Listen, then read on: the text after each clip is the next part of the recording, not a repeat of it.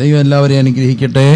യോഹന്നാൻ്റെ സുവിശേഷത്തിലേക്ക് നമ്മുടെ ശ്രദ്ധയെ തിരിക്കാം. ഈ ദിവസങ്ങളിൽ എളിവനായ ദാസനോട് കർത്താവിൻ്റെ ആത്മാവ് തന്ന നിയോഗത്തിൽ യോഹന്നാൻ്റെ സുവിശേഷത്തിൽ നിന്ന് ചിന്തിക്കുവാൻ കർത്താവ് കൃപ തന്നുകൊണ്ടേയിരിക്കുന്നു. അതെനിക്ക് പുതിയ പുതിയ ദർശനങ്ങളെയും കാഴ്ചപ്പാടുകളെയും ഒക്കെ തരുന്നു. കർത്താവ് സഹായിക്കട്ടെ. യോഹന്നാൻ്റെ സുവിശേഷം 4 സുവിശേഷങ്ങളിൽ 4-ാം സുവിശേഷകൻ ഏറ്റവും ഒടുവിലായി എഴുതപ്പെട്ട സുവിശേഷം യോഹന്നാൻ്റെ സുവിശേഷം. എഴുത്തിൻ്റെ ഉദ്ദേശം 20-ാം അധ്യായത്തിൻ്റെ 31-ാമത്തെ വാക്യത്തിലുണ്ട്. യോഹന്നാൻ, എല്ലാവരും പുസ്തകങ്ങളെ തുറക്കണേ ആവോളമേ.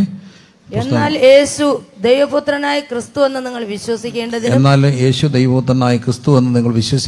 വിശ്വസിച്ചിട്ട് അവന്റെ നാമത്തിൽ നിങ്ങൾക്ക് ജീവൻ ഉണ്ടാകേണ്ടതിനും ഇത് എഴുതിയിരിക്കുന്നു. എല്ലാവരും ഒന്ന് പറഞ്ഞേ. എന്നാൽ യേശു ദൈവപുത്രനായ ക്രിസ്തു എന്ന് നിങ്ങൾ വിശ്വസിക്കേണ്ടതിനും വിശ്വസിച്ചിട്ട് അവിടുത്തെ നാമത്തില് ജീവൻ ഉണ്ടാകേണ്ടതിനും ഇതെന്ത് ചെയ്തിരിക്കുന്നു, എഴുതിയിരിക്കുന്നു. അപ്പോൾ സുവിശേഷം എഴുതപ്പെട്ടതിൻ്റെ ഉദ്ദേശം ഇവിടെ കാണുന്നു. 1, ക്രിസ്തു ദൈവപുത്രൻ എന്ന് വിശ്വസിക്കണം. 2, വിശ്വസിക്കുമ്പോൾ ഉണ്ടാകുന്ന നിത്യ ജീവൻ ഉണ്ടാകണം. ജീവൻ എന്നുള്ളൊരു വാക്ക് സുവിശേഷത്തിൽ, പ്രത്യേകിച്ച് യോഹന്നാൻ്റെ സുവിശേഷത്തിൽ ആവർത്തിച്ച് കാണുന്നൊരു വാക്കാണ്. എല്ലാവർക്കും കാണാൻ അറിയാവുന്ന കുറേ വാക്കുകളുണ്ട്. അവനെ കൈകൊണ്ട് അവൻ്റെ നാമത്തിൽ വിശ്വസിക്കുന്ന ഏവർക്കും ദൈവം തൻ്റെ ഏകജാതനായ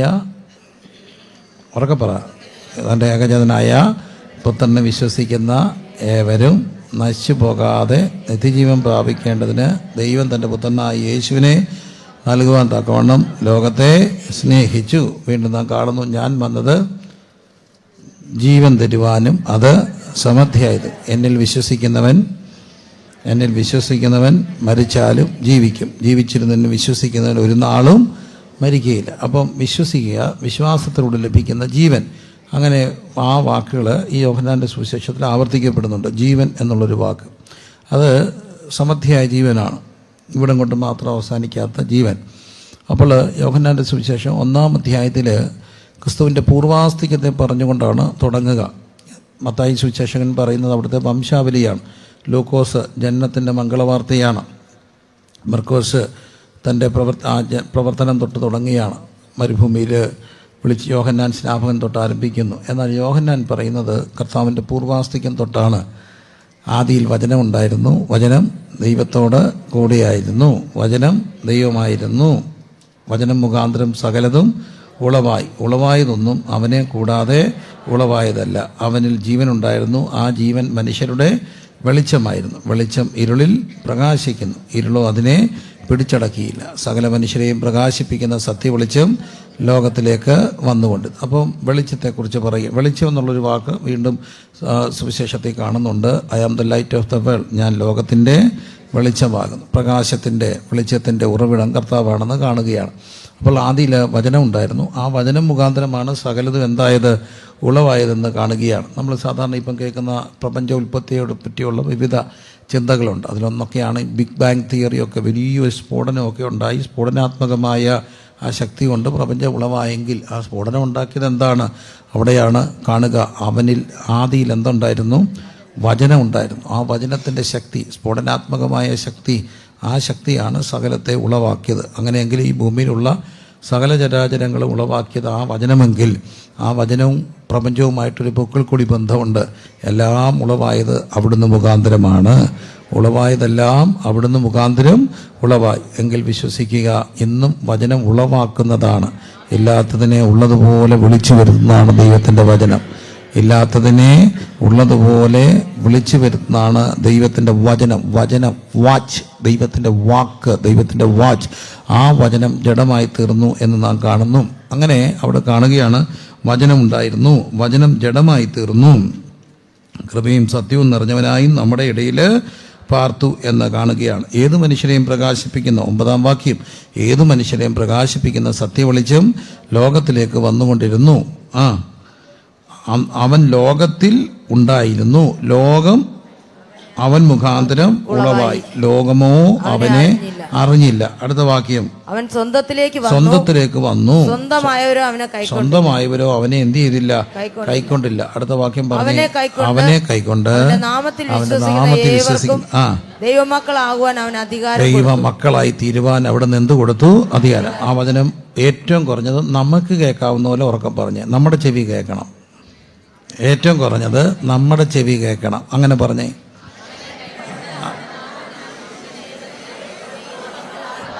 അവനെന്നുള്ളിടത്ത് യേശു എന്ന് പേരിട്ടിട്ട് പറഞ്ഞേ, കൈക്കൊണ്ട്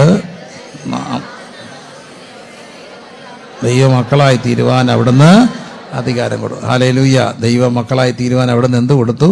അധികാരം കൊടുത്തു. അപ്പോൾ അവിടെ നാം കാണുകയാണ്, യേശു ലോകത്തിലുണ്ടായിരുന്നു, ലോകം അവനെ എന്ത് ചെയ്തില്ല?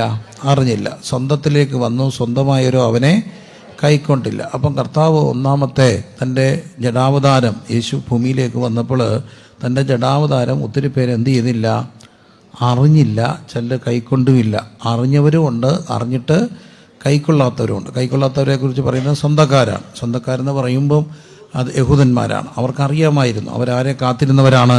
മെശിഹായെ കാത്തിരുന്നവരാണ്. അവർ മെശിഹായെ കാത്തിരുന്നു. അവൻ സ്വന്തത്തിലേക്ക് വന്നു, സ്വന്തമായവരോ അവനെ എന്ത് ചെയ്തില്ല? കൈക്കൊണ്ടില്ല. എന്നാൽ യേശു ലോകത്തിലുണ്ടായിരുന്നു, ലോകം അവനെ എന്ത് ചെയ്തില്ല? അറിഞ്ഞില്ല. ഇത് ഒന്നാമത്തെ വരവിൽ ഒത്തിരി പേര് അറിഞ്ഞില്ല. ഇത് ഗൗരവമായി കാണേണ്ട ഒരു കാര്യമാണ്. ഈ രണ്ടാമത്തെ വരവിലും ഒത്തിരി പേര് എന്ത് ചെയ്യത്തില്ല? അറിയത്തില്ല. ഇനി നമ്മൾ കാത്തിരിക്കുന്ന ഏറ്റവും വലിയ അത്ഭുതം രണ്ടാമത്തെ വരവാണ്. കർത്താവ് താൻ ദൈവത്തിൻ്റെ കാഹളത്തോടും കൂടെ സ്വർഗത്തിൽ നിന്ന് ഇറങ്ങി വരികയും ക്രിസ്തുവിൽ മരിച്ചവർ മുമ്പേ ഉയർക്കുകയും ജീവനോട് ശേഷിക്കുന്ന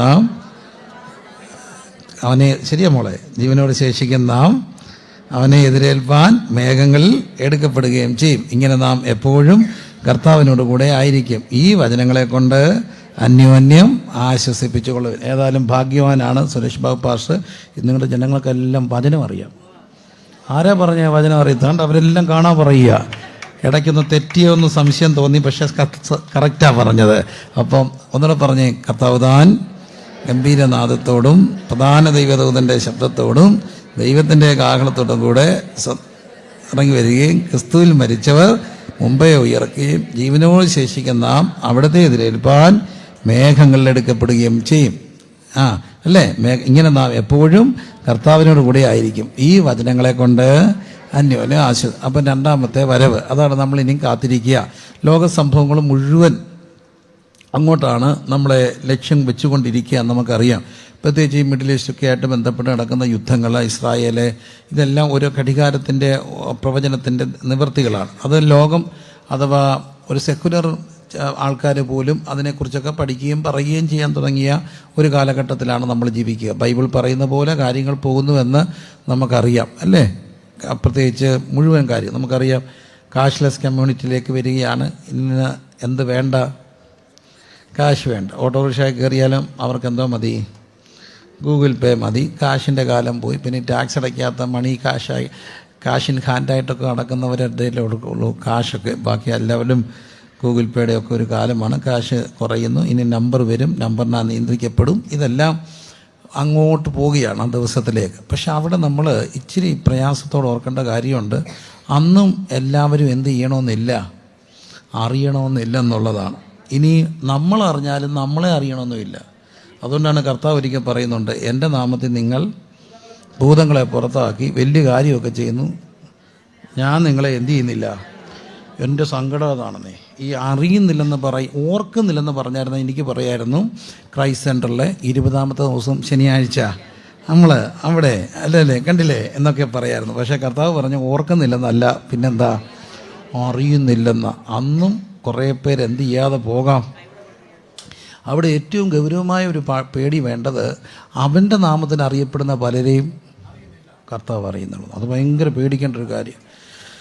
സത്യത്തിൽ അതെനിക്ക് ഭയങ്കര പേടിയാണ്. കർത്താവിൻ്റെ നാമത്തിൽ അറിയപ്പെടുന്നവരെ ആരറിയണമെന്നില്ല, കർത്താവ് അറിയണമെന്നില്ല. ഇപ്പോൾ ഈ എളിവനായ ഞാനിവിടെ വന്നത് ആരുടെ നാമത്തിലാണ്? യേശുവിൻ്റെ നാമത്തിൽ. എന്നെ ഒത്തിരി പേർക്ക് ഇപ്പോൾ അറിയാമെന്നൊക്കെയാണ് അദ്ദേഹം പറയുന്നത്. എൻ്റെ സഹോദരൻ പറഞ്ഞത് എന്നെ ഒത്തിരി പേർക്ക് അറിയാമെന്നൊക്കെ ആയിക്കോട്ടെ. എന്നാലും ഞാൻ തിരുവനന്തപുരത്ത് നിന്ന് പണ്ട് പോയപ്പോൾ ഒന്ന് പേടിച്ചു. ഞാൻ തിരുവനന്തപുരത്ത് ഇങ്ങനെ വരുമ്പോൾ ഇവിടെ ഒരു വളവിന് എൻ്റെ ഒരു ഫോട്ടോ ഇരിക്കുന്നു. അന്ന് ഈ ഫ്ലെക്സ് തുടങ്ങിയതേ ഉള്ളൂ. നോട്ടീസിൻ്റെ കാലം കഴിഞ്ഞ് ഫ്ലെക്സ് തുടങ്ങിയതാണ്. ഞാനതെപ്പോഴും പറയുന്നു, ഫ്ലെക്സിൽ ഇങ്ങനെ ഞാനിരിക്കുക, വലിയൊരു ഞാനിരിക്കുക, മുട്ടനൊരു ഫോട്ടോ. അപ്പോൾ എൻ്റെ വണ്ടി ഓടിച്ച മോൻ പെട്ടെന്ന് തിരിച്ചു പറഞ്ഞു, അച്ഛൻ്റെ ഫ്ലെക്സ് ഫോട്ടോ. അവൻ അതിൻ്റെ ഫോട്ടോ എടുക്കാൻ പോവാ. ഇത് കണ്ടപ്പോൾ എനിക്ക് പേടിയാണ് തോന്നിയത്. മരത്തിന്മേ തൂങ്ങുന്നവനെല്ലാം ശപിക്കപ്പെട്ടവന്. മരത്തിന്മേ തൂങ്ങുന്നവനെല്ലാം ശപിക്കപ്പെട്ടവനാ. എല്ലാത്തിനെയും അടിച്ച് എന്നെ ഉൾപ്പെടെ കിളത്തി വെച്ചേക്ക്. മരത്തിന്മേൽ തൂങ്ങുന്നവരെല്ലാം ശപിക്കപ്പെട്ടെന്ന് എഴുതിയിരിക്കുന്ന പോലെ ഈ ഫ്ലെക്സ് ഇരിക്കുന്നവരെയൊക്കെ കർത്താവിന് അറിയൂ. അന്ന് അറിഞ്ഞില്ലേ നിങ്ങളെ തല്ലിക്കൊള്ളത്തില്ലേ? അപ്പോൾ ഏറ്റവും വലിയ കാര്യം, ആരും അറിഞ്ഞില്ലെങ്കിലും ആരറിയണം? കർത്താവ് അറിയണം. ആരും അറിഞ്ഞില്ലെങ്കിലും ആരറിയണം? കർത്താവ് അറിയണം. രണ്ടാമത്തെ ഒരു കാര്യം, ക്രിസ്തുവിൽ മറഞ്ഞങ്ങിരുന്നേക്കണം. കർത്താവിൽ മറഞ്ഞിരിക്കണം. പറഞ്ഞേ, ക്രിസ്തുവിൽ മറഞ്ഞിരിക്കണം. മറഞ്ഞിരുന്ന് എപ്പോഴും നമ്മുടെ ചിന്ത ആരറിയണം എന്നുള്ളതാണ്, കർത്താവ് അറിയണം. അതുകൊണ്ട് ഈ കർത്താവ് അറിയണം എന്നുള്ള ചിന്തയിൽ ആ ദിവസം അറിയപ്പെടാതിരിക്കുക. അത് എൻ്റെ നാമത്തിൽ ഇതെല്ലാം ചെയ്തവരെ പോലും ചിലപ്പോൾ അറിയുന്നില്ലെങ്കിൽ അന്ന് അറിയപ്പെടാതെ പോയാൽ അതൊരു ദുരന്തമല്ലേ? അപ്പോൾ ആ ദുരന്തത്തിൽ നിന്ന് ഒഴിവാക്കപ്പെടാൻ എന്താ ചെയ്യുക? ഏത് കാര്യം ചെയ്താലും ഓർക്കുക, ഇതെൻ്റെ നിത്യതയെ ബാധിക്കുമോ? നിത്യതയെ ബാധിക്കുന്ന ഒരു കാര്യത്തിൽ ഇടപെടാൻ പോയേക്കരുത്. മനസ്സിലാകുന്നുണ്ടോ? ഏത് കാര്യം ചെയ്യുമ്പോൾ ഓർത്തോണം, how it is going to affect my eternity. നിത്യതയിൽ അതെന്നെ ബാധിക്കുമെങ്കിൽ ആ കാര്യത്തിൽ നിന്ന് എന്ത് ചെയ്തേക്കണം? ഒഴിവായിരിക്കണം. മനസ്സിലായോ? നിത്യതയെ ബാധിക്കുന്ന ഒരു കാര്യത്തിൽ എന്ത് ചെയ്യരുത്? ഇടപെടരുത്. എനിക്കൊരു എൻ്റെ 2-3 ഭയപ്പെടുത്തിയ അനുഭവങ്ങൾ പങ്കുവയ്ക്കുക. ഒന്ന്, എൻ്റെ ഒരു എനിക്കറിയാവുന്ന ഒരു കുടുംബം, അയൽവക്ക കുടുംബമായിട്ട് വഴക്കുണ്ടായി. ഞാൻ ഈ ദിവസങ്ങളിൽ പോകുന്നിടത്തെല്ലാം ഈ സംഭവം പറഞ്ഞുകൊണ്ടിരിക്കുക. എന്തിനാണെന്നറിയാമോ? എന്നെ അത് ഭയപ്പെടുത്തിയത് കൊണ്ടാണ്. അപ്പോൾ അവർ വഴക്കുണ്ടായി കഴിഞ്ഞപ്പോൾ അവർ ചീത്ത വിളിച്ചു. തിരുവനന്തപുരത്ത് ചീത്ത എന്നാണോ പറയുന്നത്? ആണോ? ചീത്തയെന്നാണ് പറയുന്നത്? ആണോ? അപ്പം ഞാനിത് ഞങ്ങളുടെ സഭയെ പറഞ്ഞു അവർ നല്ല ചീത്ത വിളിച്ചെന്ന്. അപ്പോൾ എൻ്റെ അമ്മായിപ്പൻ എന്നോട് ഒന്ന് പറഞ്ഞു, മോനെ നല്ല ചീത്തയെന്ന് പറയരുത്. കാരണം ചീത്ത ഒരിക്കലും എന്തല്ല. നമ്മൾ ഈ ചേരാത്ത വാക്കുകളാണ് കൂട്ടത്തിൽ പറയുന്നത്. ഭയങ്കര സന്തോഷമായിരുന്നു. സന്തോഷം ഭയങ്കരമാണോ? ഭയങ്കരം. ഭയാനകം. സന്തോഷം എന്ന് പറഞ്ഞാൽ ഭയങ്കരമാണോ? അല്ല. നല്ല സന്തോഷം എന്ന് പറയാം. ഭയങ്കര സന്തോഷം എന്ന് പറയാമോ? തെറ്റാണ് അല്ലേ? അപ്പം നല്ല ചീത്തയല്ല, ചീത്ത വിളിച്ചു. ഇവർ ഭയങ്കരമായിട്ട് ചീത്ത വിളിച്ചു. അപ്പോൾ അടുത്തൊരു ചെറുപ്പക്കാരൻ എന്നെ കണ്ടപ്പം പറഞ്ഞു, ഭയങ്കര തെറിവിളിയായിരുന്നു. വിളിച്ച ഭാഷ നമ്മുടെ ഒരു പ്രായത്തിലുള്ള പയ്യന്മാരായതുകൊണ്ട് നമ്മളോട് ആ ഭാഷയൊക്കെ അങ്ങ് പറയുക. അപ്പം അതെല്ലാം നമ്മുടെ ചെവിക്കകത്തിരിപ്പുണ്ട്. എനിക്കിവരെ പോയി ഒന്ന് തിരുത്തണമെന്നുണ്ടായിരുന്നു. പക്ഷേ എനിക്കതൊക്കത്തില്ല. കാരണം അവർ തിരുത്തപ്പെടാൻ എപ്പോഴും ഓർത്തോണം, തിരുത്തപ്പെടാൻ തയ്യാറാകുന്നവരെ നമുക്ക് എന്ത് ചെയ്യാനൊക്കത്തുള്ളൂ? തിരുത്താൻ തയ്യാറല്ല. തിരുത്താൻ തയ്യാറല്ലാത്ത ഒരു വ്യക്തിയും കർത്താവിന് പോലും എന്ത് ചെയ്യാനൊക്കത്തില്ല. ഇല്ല. ഞാൻ എൻ്റെ ഒരു കാര്യം പറഞ്ഞേക്കാം. ചിലരൊക്കെ എന്നോട് പറയും, പാസ്റ്ററേ ദൈവം നേരിട്ട് എന്നോട് ഇടപെട്ടു. ഞാൻ ആ വഴിക്ക് പോകത്തില്ല. കാരണം ദൈവം നേരിട്ട് ഇടപെടുന്നവർ നമ്മൾ പറഞ്ഞാൽ കേൾക്കത്തില്ല. ദൈവം എന്നോട് നേരിട്ട്, നമ്മളോടൊക്കെ വളരെ ഇതൊക്കെയൊക്കെ പറയുക, നേരിട്ടൊക്കെ ചെല്ലുണ്ടല്ലോ, അത് നമുക്ക് വലിയ പാടാണ്. അത് അവരെ ഗർവികളാക്കും. അവർ പറഞ്ഞാൽ ഒരിക്കലും എന്ത് ചെയ്യത്തില്ല? തിരുത്തപ്പെടാത്ത ഒരാളോട് നമ്മൾ തിരുത്താൻ പോയ അവസാനം നമ്മുടെ ആത്മീയതയ്ക്ക് ഭംഗം വരുമെന്നേ ഉള്ളൂ. അതുകൊണ്ട് ഞാൻ മിണ്ടിയില്ല. ഞാൻ മിണ്ടാതിരുന്നു. കുറേ നാൾ കഴിഞ്ഞു, ഒരു വർഷം കഴിഞ്ഞു. 1 വർഷത്തിലേറെ പോയി കാണും. ഞങ്ങൾ കുറേ സഹോദരന്മാർ ആ വഴിയിലൂടെ ഇങ്ങനെ യാത്ര ചെയ്ത് വീട്ടിൽ ചെന്നു. അപ്പോൾ എൻ്റെ കൂടെ കുറേ ചെറുപ്പക്കാർ സഹോദരന്മാരൊക്കെ ഉണ്ട്. അതിൽ ഒരാൾ ബിസിനസ്സുകാരനാണ്. അദ്ദേഹം ബിസിനസ്സുകാരൻ, ജോലിക്കാരും ഒക്കെ ഉണ്ട്. അപ്പോൾ ആ ബിസിനസ്സുകാരനായ സഹോദരന് കൃപാവരങ്ങളുള്ള ഒരാളാണ്. എനിക്കറിയാവുന്നതിൽ ഏറ്റവും മിനിമം 3 കൃപാവരം അദ്ദേഹം ഓപ്പറേറ്റ് ചെയ്യുന്നുണ്ട്. ഒന്ന് ഭാഷകളുണ്ട്, ഭാഷകളുടെ വ്യാഖ്യാനമുണ്ട്, പ്രവചനമുണ്ട്. ഇത് 3 തനിക്കുള്ള ഒരാളാണ്. ഭാഷകൾ, വ്യാഖ്യാനം, പ്രവചനം. ഇത് 3 പുള്ളിക്കുണ്ടെന്ന് എനിക്കറിയാം. അപ്പം ഞങ്ങൾ ഒന്നിച്ച് ഇവിടെ ഇരുന്നു. അവിടെ ഞങ്ങളെ ചെന്ന് കണ്ടപ്പോൾ അവർക്ക് ഭയങ്കര സന്തോഷം. അവർ പറഞ്ഞാൽ നമുക്ക് പ്രാർത്ഥിക്കാം എന്നൊക്കെ പറഞ്ഞ് ഇവർ പായിട്ട്, എൻ്റെ പൊന്നെ, ഇവരങ്ങോട്ട് പ്രാർത്ഥിക്കാൻ തുടങ്ങി. എൻ്റെ പൊന്നമ്മ, എന്തോ ആരാനെയായിരുന്നു അറിയോ? തീ കത്തി ഇവരെല്ലാം അപ്പോൾ ഈ അമ്മാമ്മയും അച്ചാനും ചീത്ത വിളിച്ചെന്നുള്ളതാണ് എൻ്റെ അറിവ്. അന്നത്തെ സംഭവത്തിൽ അമ്മാമ്മ തുടങ്ങി വെച്ചു, അച്ചാനെ ഏറ്റുപിടിച്ചു, 2 പേരും ചീത്ത വിളിച്ചു. അപ്പം ഇത് കഴിഞ്ഞപ്പോൾ ഇവർ കത്തുന്ന ആരാനടക്കം ഈ പുള്ളി എന്നെ തോണ്ടിയിട്ട് പറഞ്ഞു പോയേക്കാന്ന് പറഞ്ഞു. എനിക്ക് ഈ പുള്ളിയോട് ഒരു പിണക്ക് തോന്നി. ഇത്രയും നല്ല ആരാനടക്കുമ്പോൾ പോവാമെന്ന് പറയുക മോശമല്ലേ? ഞാൻ പിന്നെ ഒരു നടത്തി വൈൻഡപ്പ് ചെയ്ത് ഇറങ്ങിയപ്പോൾ എന്താ എന്നെ കാര്യം എന്നോട് ചോദിച്ചു, ഇവർ ഈ അടുത്തിടയ്ക്കാണ് ചീത്ത വിളിച്ചായിരുന്നു ആരെങ്കിലും. ഞാൻ ചോദിച്ചു, തനിക്ക് എന്നാ കുഴപ്പം? ചീത്ത വിളിച്ചായിരുന്നു, വല്ല വഴക്കോ വല്ല ഉണ്ടാവും, ചീത്ത വിളി ഉണ്ടാവില്ല. ഞാൻ ചെന്ന കാര്യം, അന്യഭാഷ വിളിച്ചത് മുഴുവൻ തെറിയാണ്, പച്ചത്തെറി അവർ വിളിച്ചത്. അപ്പോൾ ഈ 1 വർഷം മുമ്പ് തെറി വിളിച്ച ഒരു അന്യഭാഷ പറഞ്ഞപ്പോൾ എന്തോ തെറി. അപ്പോൾ എല്ലാ അന്യഭാഷ അല്ല. ഒറ്റയ്ക്കൊറ്റയ്ക്ക് വരാമെങ്കിൽ ഞാൻ പുള്ളിയെടുത്ത് കൊണ്ടുപോവാം.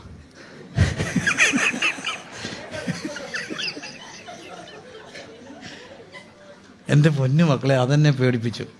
അപ്പോൾ ഈ തെറി പറഞ്ഞിട്ട് വന്നിരുന്നാൽ ചിലപ്പോൾ നമ്മുടെ ആത്മാവിനകത്ത് അന്യഭാഷയിൽ എന്താകാം? സത്യമായിട്ട് റെക്കൺസിലേഷൻ ആകാത്ത എല്ലാ പാപങ്ങളും ദുരാത്മാവിൻ്റെ വ്യാപാരമാകും. അത് വളരെ ഗൗരവമായിട്ട് ഓർക്കണം. ഒരു വാക്ക് പോലും നമ്മുടെ ആത്മീയതയെ ബാധിക്കും. ഒരു വാക്ക് പോലും എന്തു ചെയ്യും? നമ്മുടെ നിത്യതയെ ബാധിക്കും. രണ്ടാമത് ഒരു സംഭവത്തിനും തിരുവനന്തപുരമാണ് സാക്ഷി. ഞാൻ കോവിഡിൻ്റെ ആ സമയത്ത് ഒരു വട്ടം തിരുവനന്തപുരത്തേക്ക് വരിക. അപ്പോൾ ഒരു ഇടവഴി ഒരു മരണത്തിന് പോവുക. ഞാനുണ്ട്, ഭാഷ അനീഷുണ്ട്. എൻ്റെ വണ്ടിയെ വന്ന് ഒരു വണ്ടി ഇടിച്ചു എൻ്റെ കണ്ണാടി പോയി. അപ്പോൾ എൻ്റെ വണ്ടി ഓടിച്ചുകൊണ്ടിരുന്ന ഒരു മുട്ടം പയ്യനോ ഒന്നൊല്ലൊക്കോട്ട ആരോഗ്യമുള്ളൊരു പയ്യൻ, അവനങ്ങ് സങ്കടം വന്നു. അവൻ എന്നോട് പറഞ്ഞു, അച്ഛാ മര്യാദയ്ക്ക് ഇവിടെ അങ്ങാണ് ഇരുന്നോണം, ഇറങ്ങി വന്ന് സമാധാനം പറഞ്ഞേക്കരുത്, ഇങ്ങോട്ട് വന്ന് ഇടിച്ചതാ. വല്ലതും പറഞ്ഞിട്ട് പോട്ടെന്ന് പറഞ്ഞാൽ ഞാൻ താക്കോല് തന്നിട്ട് ഞാൻ മറ്റ് ബസ്സേ കയറിപ്പോയി, പിന്നെ തന്നെ പോരാൻ പറഞ്ഞു. ഇവനങ്ങ് ദേഷ്യപ്പെട്ട് ഇറങ്ങിപ്പോയി. ഇവൻ പോയപ്പോൾ എന്നോട് കർത്താവ് പറയുക, കണ്ണാടി പോയാൽ നിത്യതയെ ബാധിക്കത്തില്ല, കണ്ണാടിയുടെ പേരിൽ അലമ്പുണ്ടാക്കിയാൽ നിത്യതയെ ബാധിക്കും. ഏതാ വലുത്? അതോ കണ്ണാടിയോ? നമ്മൾ വന്നപ്പം കണ്ണാടിയില്ലായിരുന്നു, വണ്ടിയൊന്നുമില്ലായിരുന്നു. അല്ല, സ്റ്റിയറിങ്ങെ പിടിച്ചോണ്ടാ ഇങ്ങോട്ട് വന്നേ? ആണോ? അല്ലല്ലോ. അപ്പോൾ നമ്മൾ വന്നപ്പം കണ്ണാടിയില്ലായിരുന്നു, ഒന്നുമില്ലായിരുന്നു. ഏതാ വലുത്? നിത്യത. അപ്പോൾ ഞങ്ങൾ പോരാൻ നേരത്ത് ചിലപ്പോൾ ഈ കുഞ്ഞത് കേൾക്കുന്നുണ്ടായിരിക്കാം. അവർ എന്നോട് നല്ലൊരു ഫാമിലിയാണ്, വളരെ നല്ലൊരു പിന്നെ ഞാൻ പരിചയപ്പെട്ട്. അപ്പോൾ ആ മോൻ എന്നോട് പോകാൻ നേരത്ത് അവൻ്റെ കൂട്ടുകാരൻ പറഞ്ഞു, പൈസ തന്നിട്ട് പോയാൽ മതി എന്ന് പറഞ്ഞു. ആദ്യം അങ്ങ് സമാധാനം, പൈസ തന്നിട്ട് അവൻ്റെ കൂട്ടത്തിൻ്റെ പൈസ.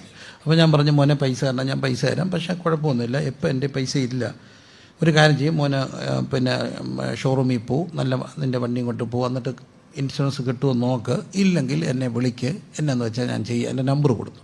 എന്നിട്ട് ഞാൻ പറഞ്ഞു, നമ്പറൊന്നും എനിക്ക് മാറാനൊക്കത്തില്ല, ഞാൻ ഫോൺ എടുക്കാതിരിക്കത്തില്ല, കാരണം ഞാനൊരു പാസ്റ്ററാണ്, എൻ്റെ പേര് പ്രിൻസ് തോമസ് എന്നാണ്, ഞാനിങ്ങനെ പൗർവിഷനിലൊക്കെ ഉള്ള ഒരാളാണ്, അതുകൊണ്ട് എനിക്ക് ഏതായാലും നിൻ്റെ കണ്ണാടിയുടെ പേര് നമ്പർ മാറാൻ നോക്കത്തില്ല, അതുകൊണ്ട് നീ പേടിക്കേണ്ട മോനെ എന്നൊക്കെ പറഞ്ഞ് സമാധാനിപ്പിച്ച് വിട്ടു. ഞാൻ വൈകിട്ട് അവനെ വിളിച്ചു, പൈസ വേണ്ടേ, നാളെ പറയാമെന്ന് പറഞ്ഞു. രാവിലെ ഞാൻ വിളിച്ചു, മോനെ എങ്ങനെയാ കാര്യം? അവൻ പറഞ്ഞു, വേണ്ട അങ്കളെ, പൈസ വേണ്ട.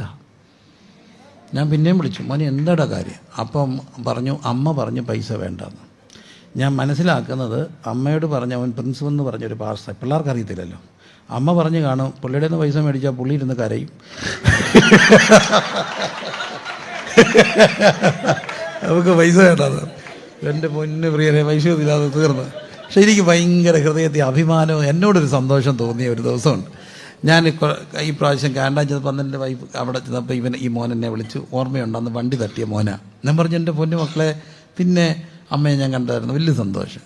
അപ്പോൾ അവൻ എൻ്റെ കൂടെ വന്ന് ഒരു ദിവസം മുഴുവൻ അവനിക്ക് റൈഡ് തന്നു, ഒരു ദിവസം മുഴുവൻ. ഞാനന്ന് വല്ലതും പറഞ്ഞാൽ ഇവനെ തിരിഞ്ഞു നോക്കൂ. അത് തന്നെയല്ല, ഞാൻ എവിടെങ്ങാനും ചെന്ന് ഇറങ്ങി പ്രസംഗിക്കുമ്പോൾ ഇവൻ ഫേസ്ബുക്കിൻ്റെ അടിയിൽ എഴുതി എന്നെ കള്ളൻ എഴുതത്തില്ലേ, ഇവനാണ് പാസ്റ്റർ കള്ളൻ, അന്ന് അവൻ എന്നെ ചീത്ത വിളിച്ചായിരുന്നു എന്ന് പറയത്തില്ലേ? പറയും. അപ്പോൾ എപ്പോഴും ഓർത്തോണം, കണ്ണാടിയാണോ വലുത്, നിത്യതയാണോ വലുത്?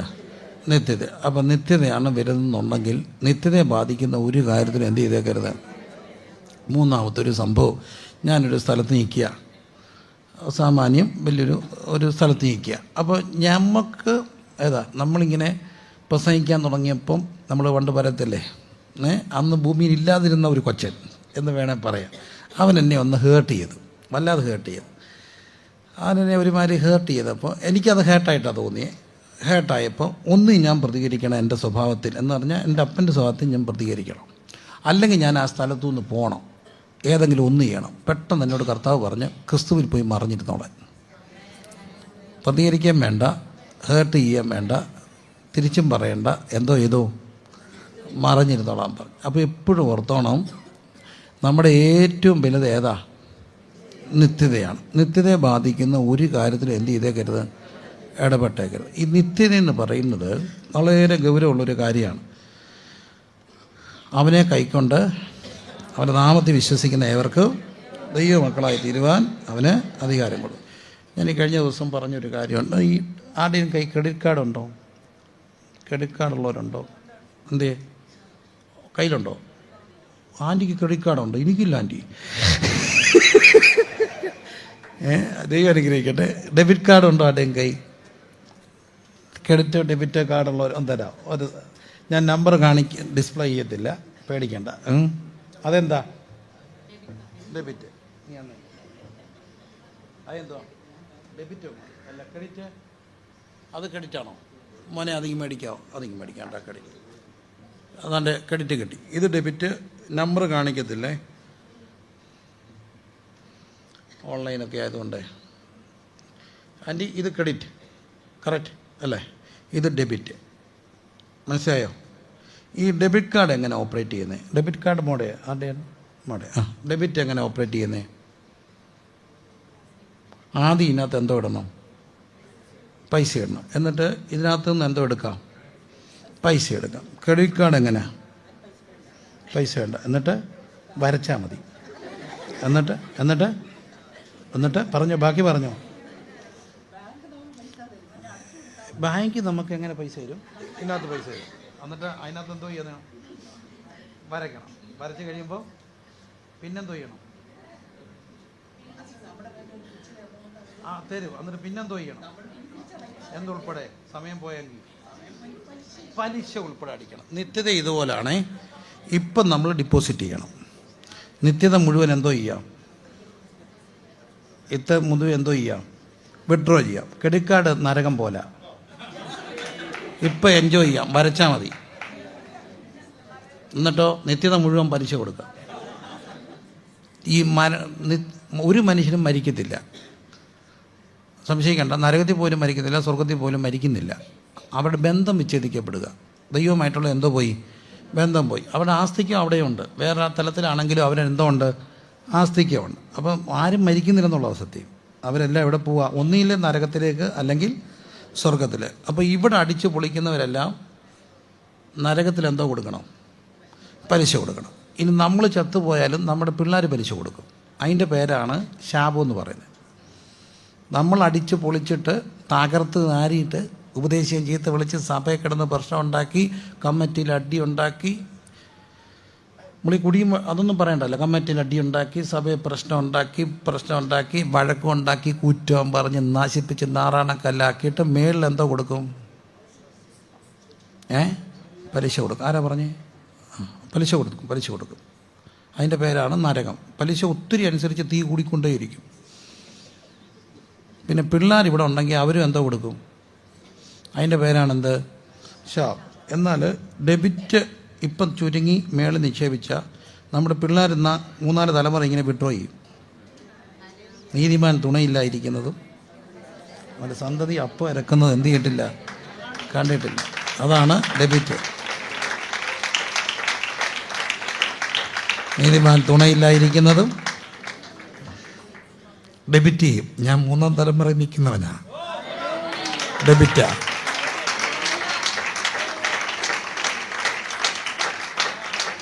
ഡെബിറ്റാണ്. അവരൊക്കെ പറയും ഏത് വേണം. സത്യത്തിൽ ഈ ഡെബിറ്റ് എടുക്കുന്നവരൊന്നും അടിച്ചു പൊളിച്ചിട്ടില്ല. അമേരിക്കയിൽ പോകുന്നവരെ നമ്മൾ സാധാരണ പ്രവാസികൾ എന്ന് വിളിക്കാൻ ഒക്കുമെന്ന് എനിക്ക് തോന്നുന്നില്ല, വിത്ത് ഓൾ റെസ്പെക്റ്റ്. എന്നാൽ ഗൾഫുകാരാരാ? പ്രവാസികൾ. അവിടെ ഒത്തിരി അടിച്ചു പൊളിക്കത്തില്ല. പലരും ചെന്നാൽ കണ്ട മിഡിൽ ക്ലാസ്സൊക്കെ ഷെയർ ചെയ്താണ് ജീവിക്കുന്നത്. ഭയങ്കര പാടായി ഷെയർ ചെയ്ത് ജീവിക്കുന്നത്. ഒരു സ്വാതന്ത്ര്യം ഇല്ലാത്തൊരു ജീവിതം. അടുക്കള ചെല്ലുമ്പോൾ വേറെ രീതി. ഇവിടെ 2 സ്ത്രീകൾ അടുക്കള കയറിയാൽ എപ്പോഴെങ്കിലും ശരിയാവും? ഇല്ല, സമ്മതിച്ചു. മക്കളെ ഇത് കണ്ട ആൻറ്റിയുടെ കുഞ്ഞ് കണ്ട ആൻറ്റിയുടെ ഇതാ കൊടുത്തരും മനയിതാൻ കൊടുത്തു. അപ്പം അവർ ചുരുങ്ങുന്നത് എന്തിനാ? നാട്ടിൽ വന്നിട്ട് അവർക്കറിയാം അവിടെ ഇപ്പോഴാണ് അവിടെ ഏതാണ്ട് ഗോൾഡൻ കാർഡൊക്കെ കിട്ടുന്നത്. നേരത്തെ എവിടെ വരണം? നാട്ടിൽ വരണം. അപ്പോൾ അവരവിടെ ഇരുന്നുകൊണ്ട് ചുരുങ്ങി എങ്ങോട്ട് വിടും? നാട്ടിൽ വിടും. നല്ല റേറ്റ് കിട്ടുമ്പം അവരെല്ലാം ചവിട്ടി എങ്ങോട്ട് വിടും? നാട്ടിൽ വിടും. നാട്ടിൽ വിട്ടിട്ട് അവർക്കറിയാൻ തിരിച്ച് വന്ന് ഇവിടെ ജീവിക്കേണ്ടത്. എന്നാൽ അമേരിക്കയിൽ പോകുന്നവരവിടെ അവർക്കറിയാൻ തിരിച്ച് വരത്തില്ലെന്ന്. അവരിവിടുത്തെ കൂടെ വിറ്റിട്ട് എങ്ങോട്ട് കൊണ്ടുപോകും? ട്രാൻസ്ഫർ ചെയ്ത് അമേരിക്കയിൽ കൊണ്ടുപോകും. എന്നിട്ട് അവരവിടെ വീടെടുക്കും, ലൈഫ് മുഴുവൻ മോർഗേജ് അടയ്ക്കും. അവർ തിരിച്ചു വരാൻ പോകുന്നില്ല. ക്രിസ്ത്യാനിറ്റികൾ, നമ്മൾ പെന്തക്കോസുകാർ എപ്പോഴും ഓർക്കപ്പെടേണ്ട കാര്യമുണ്ട്. നമ്മൾ ഗൾഫ് മലയാളികളെ പോലെ വേണോ അമേരിക്കൻ മലയാളികളെ പോണോ? വേണോ? ഗൾഫ് മലയാളി അവിടെ ഇരുന്നുകൊണ്ട് എല്ലാം ചവിട്ടി എങ്ങോട്ട് വിടും? നാട്ടോട്ട് വിടും. ഇവിടെ നിൽക്കുന്ന വിശ്വാസിയും ചവിട്ടി എല്ലാം എങ്ങോട്ട് വിടണം? മേളി വിടണമെങ്കിൽ ഒത്തിരി ചുരുങ്ങണം. ഒത്തിരി ചുരുങ്ങിയാലേ മേളി ഡിപ്പോസിറ്റ് ഉണ്ടാകത്തുള്ളൂ. അടിച്ചു പൊളിച്ചാൽ മേളിലൊന്നും കാണത്തില്ല. ചുരുങ്ങി മേളി നിക്ഷേപിക്കണം. അതുകൊണ്ടാണ് കർത്താവ് പറയുക, പുഴുവും തുരുമ്പും കെടുത്താത്തതും മോഷ്ടിക്കാത്തതുമായ എവിടെ നിക്ഷേപിക്കണം? മനസ്സിലാകുന്നുണ്ടോ? എല്ലാം മനസ്സിലായോ? മനസ്സിലായ കാര്യം മനസ്സിലായില്ലെന്ന് പറഞ്ഞാൽ മനസ്സിലായതുകൂടെ ഓക്കെ, മനസ്സിലായേ? അപ്പോൾ എവിടെ നിക്ഷേപിക്കണം? മേളിൽ നിക്ഷേപിക്കണം. വേണ്ടേ? ഈ രമേശ് കോശി പാസ്റ്റർക്കൊക്കെ അറിയാവുന്ന എൻ്റെ ഒരു സുഹൃത്തുണ്ട്, മനു ചെറിയാൻ എന്ന് പറയും, കാനഡയിലാണ്. അപ്പോൾ ഒരിക്കൽ ഞങ്ങൾ ഈ കോവിഡിൻ്റെ സമയത്ത് ഒത്തിരി പേര് ഒന്നിച്ചിരുന്ന് പ്രാർത്ഥിക്കുക. അപ്പോൾ പുള്ളിക്കാരുടെ ഒരു ടിപ്പിക്കൽ പ്രവചനങ്ങളാണ്. അപ്പോൾ ഞാനൊരു ഒരു വ്യക്തിക്ക് വേണ്ടി പ്രാർത്ഥിക്കാൻ പറഞ്ഞു. ആ വ്യക്തി ഈ പുള്ളിക്ക് അറിയത്തില്ല, 100% അറിയത്തില്ല. എനിക്കറിയാവുന്ന ഒരു വ്യക്തി ആശുപത്രി കിടക്കുകയാണ്, സീരിയസ് ആണ്, പ്രാർത്ഥിക്കാൻ പറഞ്ഞു. ഈ പുള്ളിക്കാരൻ പ്രാർത്ഥിച്ചിട്ട് എന്നോട് ദൂത് പറഞ്ഞു, പ്രാർത്ഥിച്ചോ. ഈ പ്രാർത്ഥിക്കാൻ ഈ വിഷയം ഞങ്ങളുടെ ആ സൂമിൽ ആ മീറ്റിങ്ങിൽ പറഞ്ഞപ്പം, ഓൺലൈൻ മീറ്റിങ്ങാണ്, അദ്ദേഹം പെട്ടെന്ന് പറഞ്ഞു, പ്രിൻസിപ്പാനെ അതങ്ങ് പുള്ളി ഒന്ന് ഒരു 5 വർഷം കൂടെ നമുക്കൊന്ന് പിടിച്ച് മേടിച്ച് വിട്ടേക്കാം, ഒരു 5 വർഷം കൂടി ഇരിക്കട്ടെന്ന് പറഞ്ഞു. ഞാൻ ചോദിച്ചാൽ അതെന്നാ കാര്യം? ഇപ്പം ചെന്നാൽ ഗതികേടാ, ഒന്നുമില്ലെന്ന് പറഞ്ഞു. ഞാൻ ഈ മനുഷ്യനെ പഠിച്ചപ്പം അറത്ത കൈക്ക് ഉപ്പിടാത്ത ഒരു വല്ലാത്ത മനുഷ്യൻ. എന്തുകൊണ്ട് വിശേഷം ചോദിച്ചാൽ എല്ലാം ഉണ്ട് എന്നെ ആ ടൈപ്പ് ഒരു സാധന. അങ്ങനെ ഒരിക്കൽ പോലും കാണാത്ത മനുഷ്യൻ പറഞ്ഞു, അയാൾ ഇപ്പം പോയാൽ മേളിൽ എന്തോ ഇല്ല, ഒന്നുമില്ല. വേറെ സമയത്ത് വേറൊരാൾ, ഒരു പാവം പിടിച്ചൊരച്ഛൻ, നന്മയുള്ളൊരു മനുഷ്യൻ, ഇദ്ദേഹം കണ്ടിട്ടില്ല. ഞാൻ പറഞ്ഞു ഇങ്ങനെ സീരിയസാണ്, പ്രാർത്ഥിക്കണം. പെട്ടെന്ന് ഈ മനുഷ്യൻ പറയുക പൊക്കോട്ടെ അല്ലേ. ഞാൻ ചോദിച്ചാൽ അതന്നെ ഇപ്പം ചെയ്യുന്നാൽ സ്റ്റേറ്റ് മുഖ്യമന്ത്രി റാങ്കിലാണ് ചെന്നിറങ്ങുന്നത്. മേളിൽ ലൈറ്റ് ഇങ്ങനെ ബ്ലിങ്ക് ചെയ്ത് നിൽക്കുകയാണ്. ദൂതൻ ഡോറ് തുറന്ന് പിടിച്ചാൽ കയറി ഇരുന്നാൽ മതി എന്ന് പറഞ്ഞു. അതെന്നെ ചിന്തിപ്പിച്ചൊരു കാര്യമാണ്. അപ്പം മേളി വല്ലതും വേണ്ടേ? ഏറ്റവും കൂടുതൽ കാലം കഴിയാൻ പോകുന്നത് എവിടാ? മേലിലാണേ അതോ ഇവിടാണോ? പേടിക്കണ്ട, ഇവിടെ ഇരിക്കുന്നവരെല്ലാം 60 കഴിഞ്ഞവരൊന്ന് കൈ പൊക്കിക്ക്. എത്ര നാളോട് ജീവിക്കും?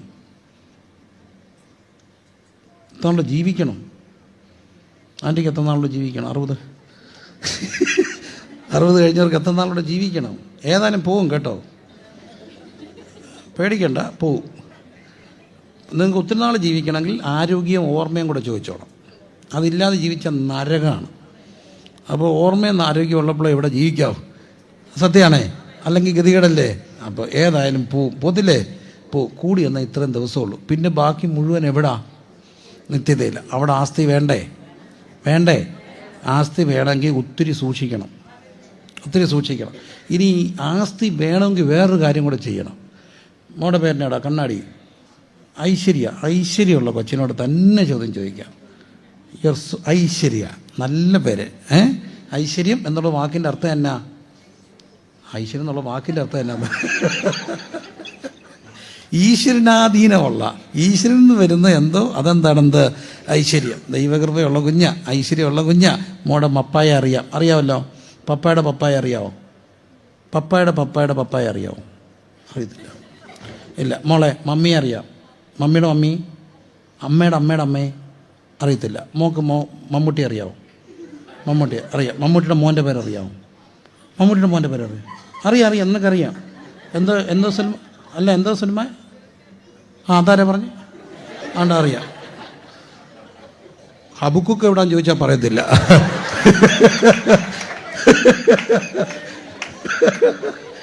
സോറിയാണ്, ചുമ്മാ തമാശ പറഞ്ഞ കേട്ടോ, പോസിറ്റീവായിട്ട് എടുത്താൽ മതി. മമ്മിയുടെ മമ്മിയെ അറിയത്തില്ല. പപ്പായുടെ പപ്പായ അറിയത്തില്ല, കണ്ടിട്ടില്ല. പേരറിയാവും മിനിമം. പപ്പായുടെ പപ്പായ അറിയാം. ഓക്കെ, വെരി ഗുഡ്, അത്രയും അറിയാം. മമ്മിയുടെ മമ്മിയെ അറിയത്തില്ല. മമ്മിയുടെ മമ്മി അറിയാം, പേരറിയാം. എൻ്റെ ഐശ്വര്യ, ഞാൻ നിന്നെ സല്യൂട്ട് ചെയ്തിരിക്കുന്നു. പക്ഷേ പലർക്കും അറിയത്തില്ല. മോനറിയാവോ? പപ്പായുടെ പപ്പായ അറിയാവോ? ഇല്ല. മമ്മിയുടെ മമ്മി അറിയാവോ? ഇല്ല. മോക്കറിയാവോ? 10ാം ക്ലാസ്സിൽ എഴുതാൻ പോവല്ലേ? CBSE. അതെങ്ങനെ അറിയാമെന്ന് ഞാനങ്ങ് പറയുന്നതല്ലേ, ഒത്തു. എന്നോട് പറഞ്ഞായിരുന്നു. മമ്മിയുടെ മമ്മി അറിയാം. മമ്മിയുടെ മമ്മി അറിയാമോ? ഇല്ല. പപ്പായുടെ പപ്പായ അറിയാമോ? ഇല്ല. പക്ഷേ ബാക്കി എല്ലാവരെയും അറിയാം. ഒത്തിരി പേരെ അറിയത്തില്ലേ? മഹാത്മാഗാന്ധി അറിയത്തില്ലേ? കസ്തൂർബായി അറിയത്തില്ലേ? അറിയാം, അതൊക്കെ അറിയാം. പക്ഷെ ആരെ അറിയത്തില്ല? വല്യപ്പനെ അറിയത്തില്ല. വല്യപ്പനെ ഈ പേരൊരു 10 പ്രാവശ്യം ഇവിടെ പറഞ്ഞായിരുന്നെങ്കിൽ ഈ വീട്ടിൽ ഇപ്പം മോള് CBSE എഴുതാൻ പോവുകയാണ്, ആണോ? അല്ലേ? അപ്പം 10 പ്രാവശ്യം പറഞ്ഞായിരുന്നെങ്കിൽ ഈ കൊച്ചിന് ഈ പേരറിയത്തില്ലേ? ഈ കാർന്നവരുടെ പേര് 10 പ്രാവശ്യം പോലും ഈ വീട്ടിൽ എന്ത് ചെയ്തിട്ടില്ല? പറഞ്ഞിട്ടില്ല. മോക്കറിയാവോ? മമ്മിയുടെ മമ്മി അറിയാവോ? മമ്മിയുടെ മമ്മി അറിയാവോ? മമ്മിയുടെ പേരറിയാവോ? പപ്പായുടെ പപ്പായ അറിയാവോ? അറിയത്തില്ല. ഭയങ്കര ദുരന്തമാണ്. പക്ഷെ നമ്മൾ താമസിക്കുന്ന അല്ലെ നമ്മുടെ നാട്ടിലുള്ള പല വീടും ആ കരമടച്ച രസീത് എടുത്ത് അങ്ങോട്ട് മുന്നാധാരം നോക്കിയാൽ മതി. ഇന്നാരുണ്ടാക്കിയതാ. ആ കുഴിച്ച് വെച്ച തേക്ക് വെട്ടിയില്ലേ? ആ തേക്ക് വെച്ചതാരായിരിക്കും? ആ കാർന്നവർ പോയപ്പോഴായിരിക്കും. അയാളുടെ പേര് പോലും അറിയത്തില്ല. അതുകൊണ്ട് ഒരു കാര്യം ഈ പിള്ളേർക്ക് വെച്ചേക്കല്ലേ, എല്ലാം വെട്ടിക്കൊണ്ടുവന്ന് ഇങ്ങ് കൊണ്ടുവരണം. നീതിമാൻ എന്നേക്ക് എന്തു ചെയ്യും? അല്ലെങ്കിൽ പൗരുഷിന് കൊടുക്കുക. അപ്പോൾ ഒന്നും വെച്ചേക്കരുത്. കാരണം ഈ പിള്ളേർ എന്ത് ചെയ്യത്തില്ല, ഓർക്കത്തുമില്ല, പറയത്തില്ല. പറയോ? ഇല്ല. അതുകൊണ്ട് ഉള്ളതേക്കെല്ലാം വെട്ടിവെക്കുക. നമുക്ക് ഹോള് പണിയണം, പൈസ വേണം, കൊണ്ടുവരണം, വേണ്ടേ? ഇവരോർക്കുമോ? അറിയാവോ? അതുകൊണ്ട് ഇവർക്കറിയത്തില്ല. ഞാൻ ഈ പറഞ്ഞ ആളെ അറിയാവുന്ന പലർക്കും അറിയത്തില്ല. ചോദിച്ചോ, പലർക്കും അറിയത്തില്ല. എന്തിനാ ഈ കഷ്ടപ്പാട്?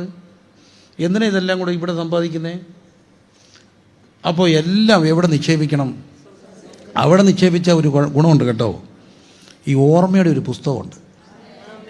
അതുപോലത്തെ ചരിത്രമൊക്കെ എസ്തറിലുണ്ട്. അതൊന്ന് തിരിച്ചു നോക്കുമ്പോൾ ഓർമ്മയെ വല്ലതും ഉണ്ടെങ്കിൽ നീതിമാൻ എന്നേക്കും ഓർമ്മയിലിരിക്കും.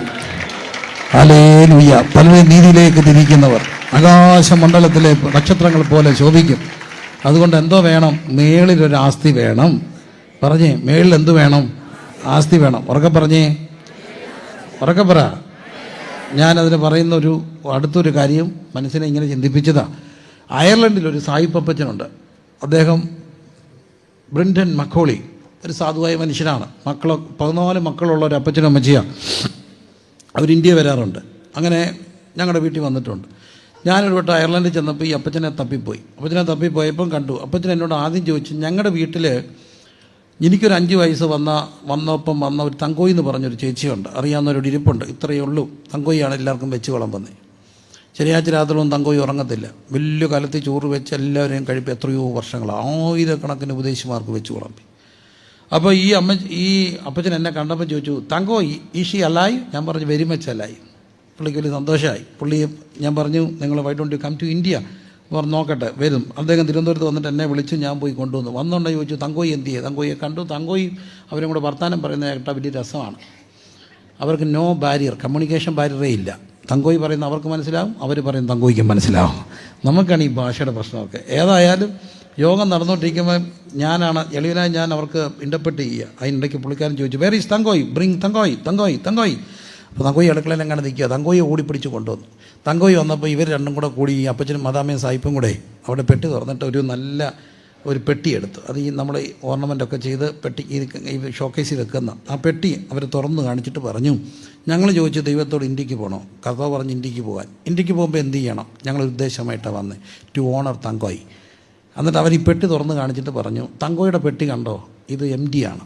ഒരടുക്കളയിൽ പാസനേജിൻ്റെ ഒരു അടുക്കളയിൽ നിൽക്കുന്ന തങ്കോയിയുടെ പെട്ടി MD ആണ്. അവർക്ക് എന്താ വേണ്ടേ? തങ്കോയി ചേച്ചി കൂടി വന്ന ഒരു കട്ടിൽ വേണം, അതുണ്ട്. കുറച്ച് സാരി വേണം, അത് വേണം, ഇത് വേണം. അതിൽ കൂടുതൽ എന്തോ തങ്കോയിക്ക് വേണ്ടേ? തങ്കോയിക്ക് ഇപ്പം ബെൻസ് കാറിൻ്റെ ഒന്നും ആവശ്യമില്ല. തങ്കോയി അടുക്കള നിൽക്കുകയല്ലേ, തങ്കോയിക്ക് വേണ്ടതെല്ലാം ഉണ്ട്. അപ്പോൾ അവർ പറഞ്ഞു, ദൈവം ഞങ്ങളോട് പറഞ്ഞു, ഇവിടെ പെട്ടി MD ആണ്, പക്ഷെ മേളിലെ പെട്ടി നിറഞ്ഞു എന്ന് പറയാൻ വന്നു. മേളിലെ പെട്ടി നിറഞ്ഞു എന്ന് പറയാൻ വന്നതാണ്. നിങ്ങൾ വിശ്വസിക്കുമോ? ഇംഗ്ലണ്ടിൽ ഇറങ്ങിയ ഒരു പുസ്തകത്തിൻ്റെ ഒരു ചാപ്റ്റർ തങ്കോയ്യാണ്. ഇതാണ് നിത്യത നടക്കാൻ പോകുന്ന ഏറ്റവും വലിയ അത്ഭുതം. പിമ്പന്മാർ പലരും മുമ്പന്മാരാകും, പലരും പിമ്പന്മാരാകും. ലോകത്ത് നടക്കാൻ പോകുന്ന ഏറ്റവും വലിയ അത്ഭുതം കാണാൻ പോകുന്ന നിത്യതയില ആരും അറിയാത്ത കുറേ പേരിങ്ങനെ കയറി വരും. ഏതൊക്കെയോ എളിയ മനുഷ്യർ, ദൈവരാജ്യത്തിൽ ഉരുകിത്തീർന്നവർ, ആരും അറിയാതെ ചെലവായി പോയവർ, ആരും അറിയാതെ വേലയ്ക്ക് ചുമട് കൊടുത്തവർ, ആരും അറിയണമെന്ന് ആഗ്രഹിക്കാതെ, ഒരു പരാതിയില്ലാതെ എവിടൊക്കെയോ നിന്നവർ തിളങ്ങി നിൽക്കുന്ന ഒരു സുപ്രഭാതം വരും. ഉയർപ്പിൻ സുപ്രഭാതത്തിൽ ദൂതർ വീണം മീട്ടും, ഉയർപ്പിൻ സുപ്രഭാതത്തിൽ ദൂതർ വീണമീട്ടും സംഘത്തിൽ കൂട്ടത്തിൽ വിളിക്കും നേരത്തിൽ കണ്ടിടും